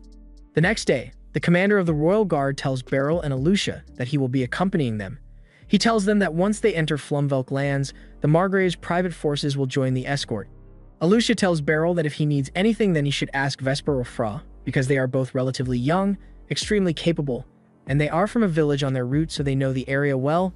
Vesper says that his father has arranged their lodging 2 days from then, but Beryl is surprised to hear that Vesper's father has an inn. Alucia tells Beryl that Vesper's father is actually the chief of the village. She tells Vesper and Fra that their request for a half-day leave was approved, and when they arrive, they should go and spend some time with his parents. At the school, Cindy catches Miwi yawning and asks her whether lessons are so boring that it makes her want to fall asleep. But Miwi tells her that she can't fall asleep even if she tried, and all of them try, giving Miwi tips to make her fall asleep. At the dorm, Freda knocks on Miwi's door and hands Miwi a small bottle filled with dried lavender and tells her to try them because it worked for when she couldn't sleep. Once Beryl and the others make it to the village, Beryl starts observing the surrounding areas and says that if that place counts as unremarkable, then his village has no hope. Once they get off the carriage, Alucia tells Beryl that she's going to go and discuss the security arrangements. She tells Beryl that he can ask the inn to prepare a meal for him and that he should get some rest. Vesper asks Beryl whether it would be okay if he joined Beryl for dinner because he wants to discuss something with him, and Beryl agrees. Vesper takes him to a restaurant, and Beryl is surprised to see Frau working there. As they are eating, Vesper asks Beryl whether he can give him private swordsmanship lessons because when he went to clean up after the delegation attack, he was amazed by how Beryl was able to keep the royals safe in such conditions, and he wants to learn how to fight when he has someone to protect. Beryl agrees to teach him and tells him to meet him at the training ground next time so that they can work out the details. Frau's mom starts teasing Vesper by reminding him how he used to follow Frau all the time when they were little. Vesper tells Beryl that when they were kids, Frau used to make him cry all the time, but Frau's mom tells Vesper that she was surprised when Vesper went against his father and joined the order. She says that Vesper started training in swordsmanship around the time that Frau joined a dojo, but Frau comes in and tells her mom to stop saying childhood stories, and she starts clearing their table. Back at the dorm, Miwi is in bed but can't sleep, so she decides to go outside and train, but she meets Freda, and Miwi asks Freda why she is outside, and Freda explains that her lack of stamina has been limiting her lately. So she decided to train every evening, and Miwi joins her in training. A few minutes later, both of them lie on the ground from exhaustion and both of their stomachs start growling, so Miwi decides to cook them a meal. Frida asks Miwi whether they should be using the ingredients, but Miwi says that nobody is going to notice if a few ingredients are used. After Frida tastes the food, she praises Miwi's cooking and tells Miwi that she thinks she has been spoiled because when she first moved into the dorm, the change in the environment made it hard for her to sleep, and that is when her mother sent her the dried lavender. At the restaurant, Frau brings dessert for Beryl and tells him that it is their specialty tart and it is made with local seasonal fruit. Beryl tastes it and praises it, saying the flavor is unique, but Frau's mom says that Frau made it while she was helping out there. As Beryl and Vesper are walking in an alleyway, Vesper says that Beryl has probably guessed that he followed Frau into the order, and Beryl says that he has done his best to stay true to his feelings, and there is nothing wrong with it. Vesper says that he takes pride in his duties and he has reaffirmed how deep swordsmanship is, and it has made him want to become stronger, but at the same time it reminded him of how far he has to go every day. It makes him feel green both as a man and as a knight, and it makes him think that he has no right to tell her how he feels. Beryl says that their timing is good and they are in sync with each other, and asks Vesper why don't they just grow together. Miwi and Frida have been punished and are sentenced to washing the baths for a week. Once Beryl and the others make it to Flumvelk lands, they are greeted by the captain of the Margrave's private forces named Sahat Ranvrin. He tells them that he will escort them to the manor. Once they reach the manor, they are greeted by the lord of Flumvelk lands named Warren. Beryl tells Warren that he had no idea that he was a noble back when he was training at their dojo. Alucia says that they were in the same class, but she had no idea that he was a noble either, and she only found out after she joined the order. Beryl asks Warren why he kept the fact that he was a noble hidden, but Warren tells him that there were reasons. Warren gives them a list of all the invited guests and tells them that he would like them to memorize their names, titles, and domains, and Beryl decides to leave all the memorizing work to Alucia because he is old. Warren tells Beryl that many nobles, especially women, will approach Beryl because he is a famous figure now, and many will seek ties with him and use him for their own gain, but Alucia says that she will handle such people.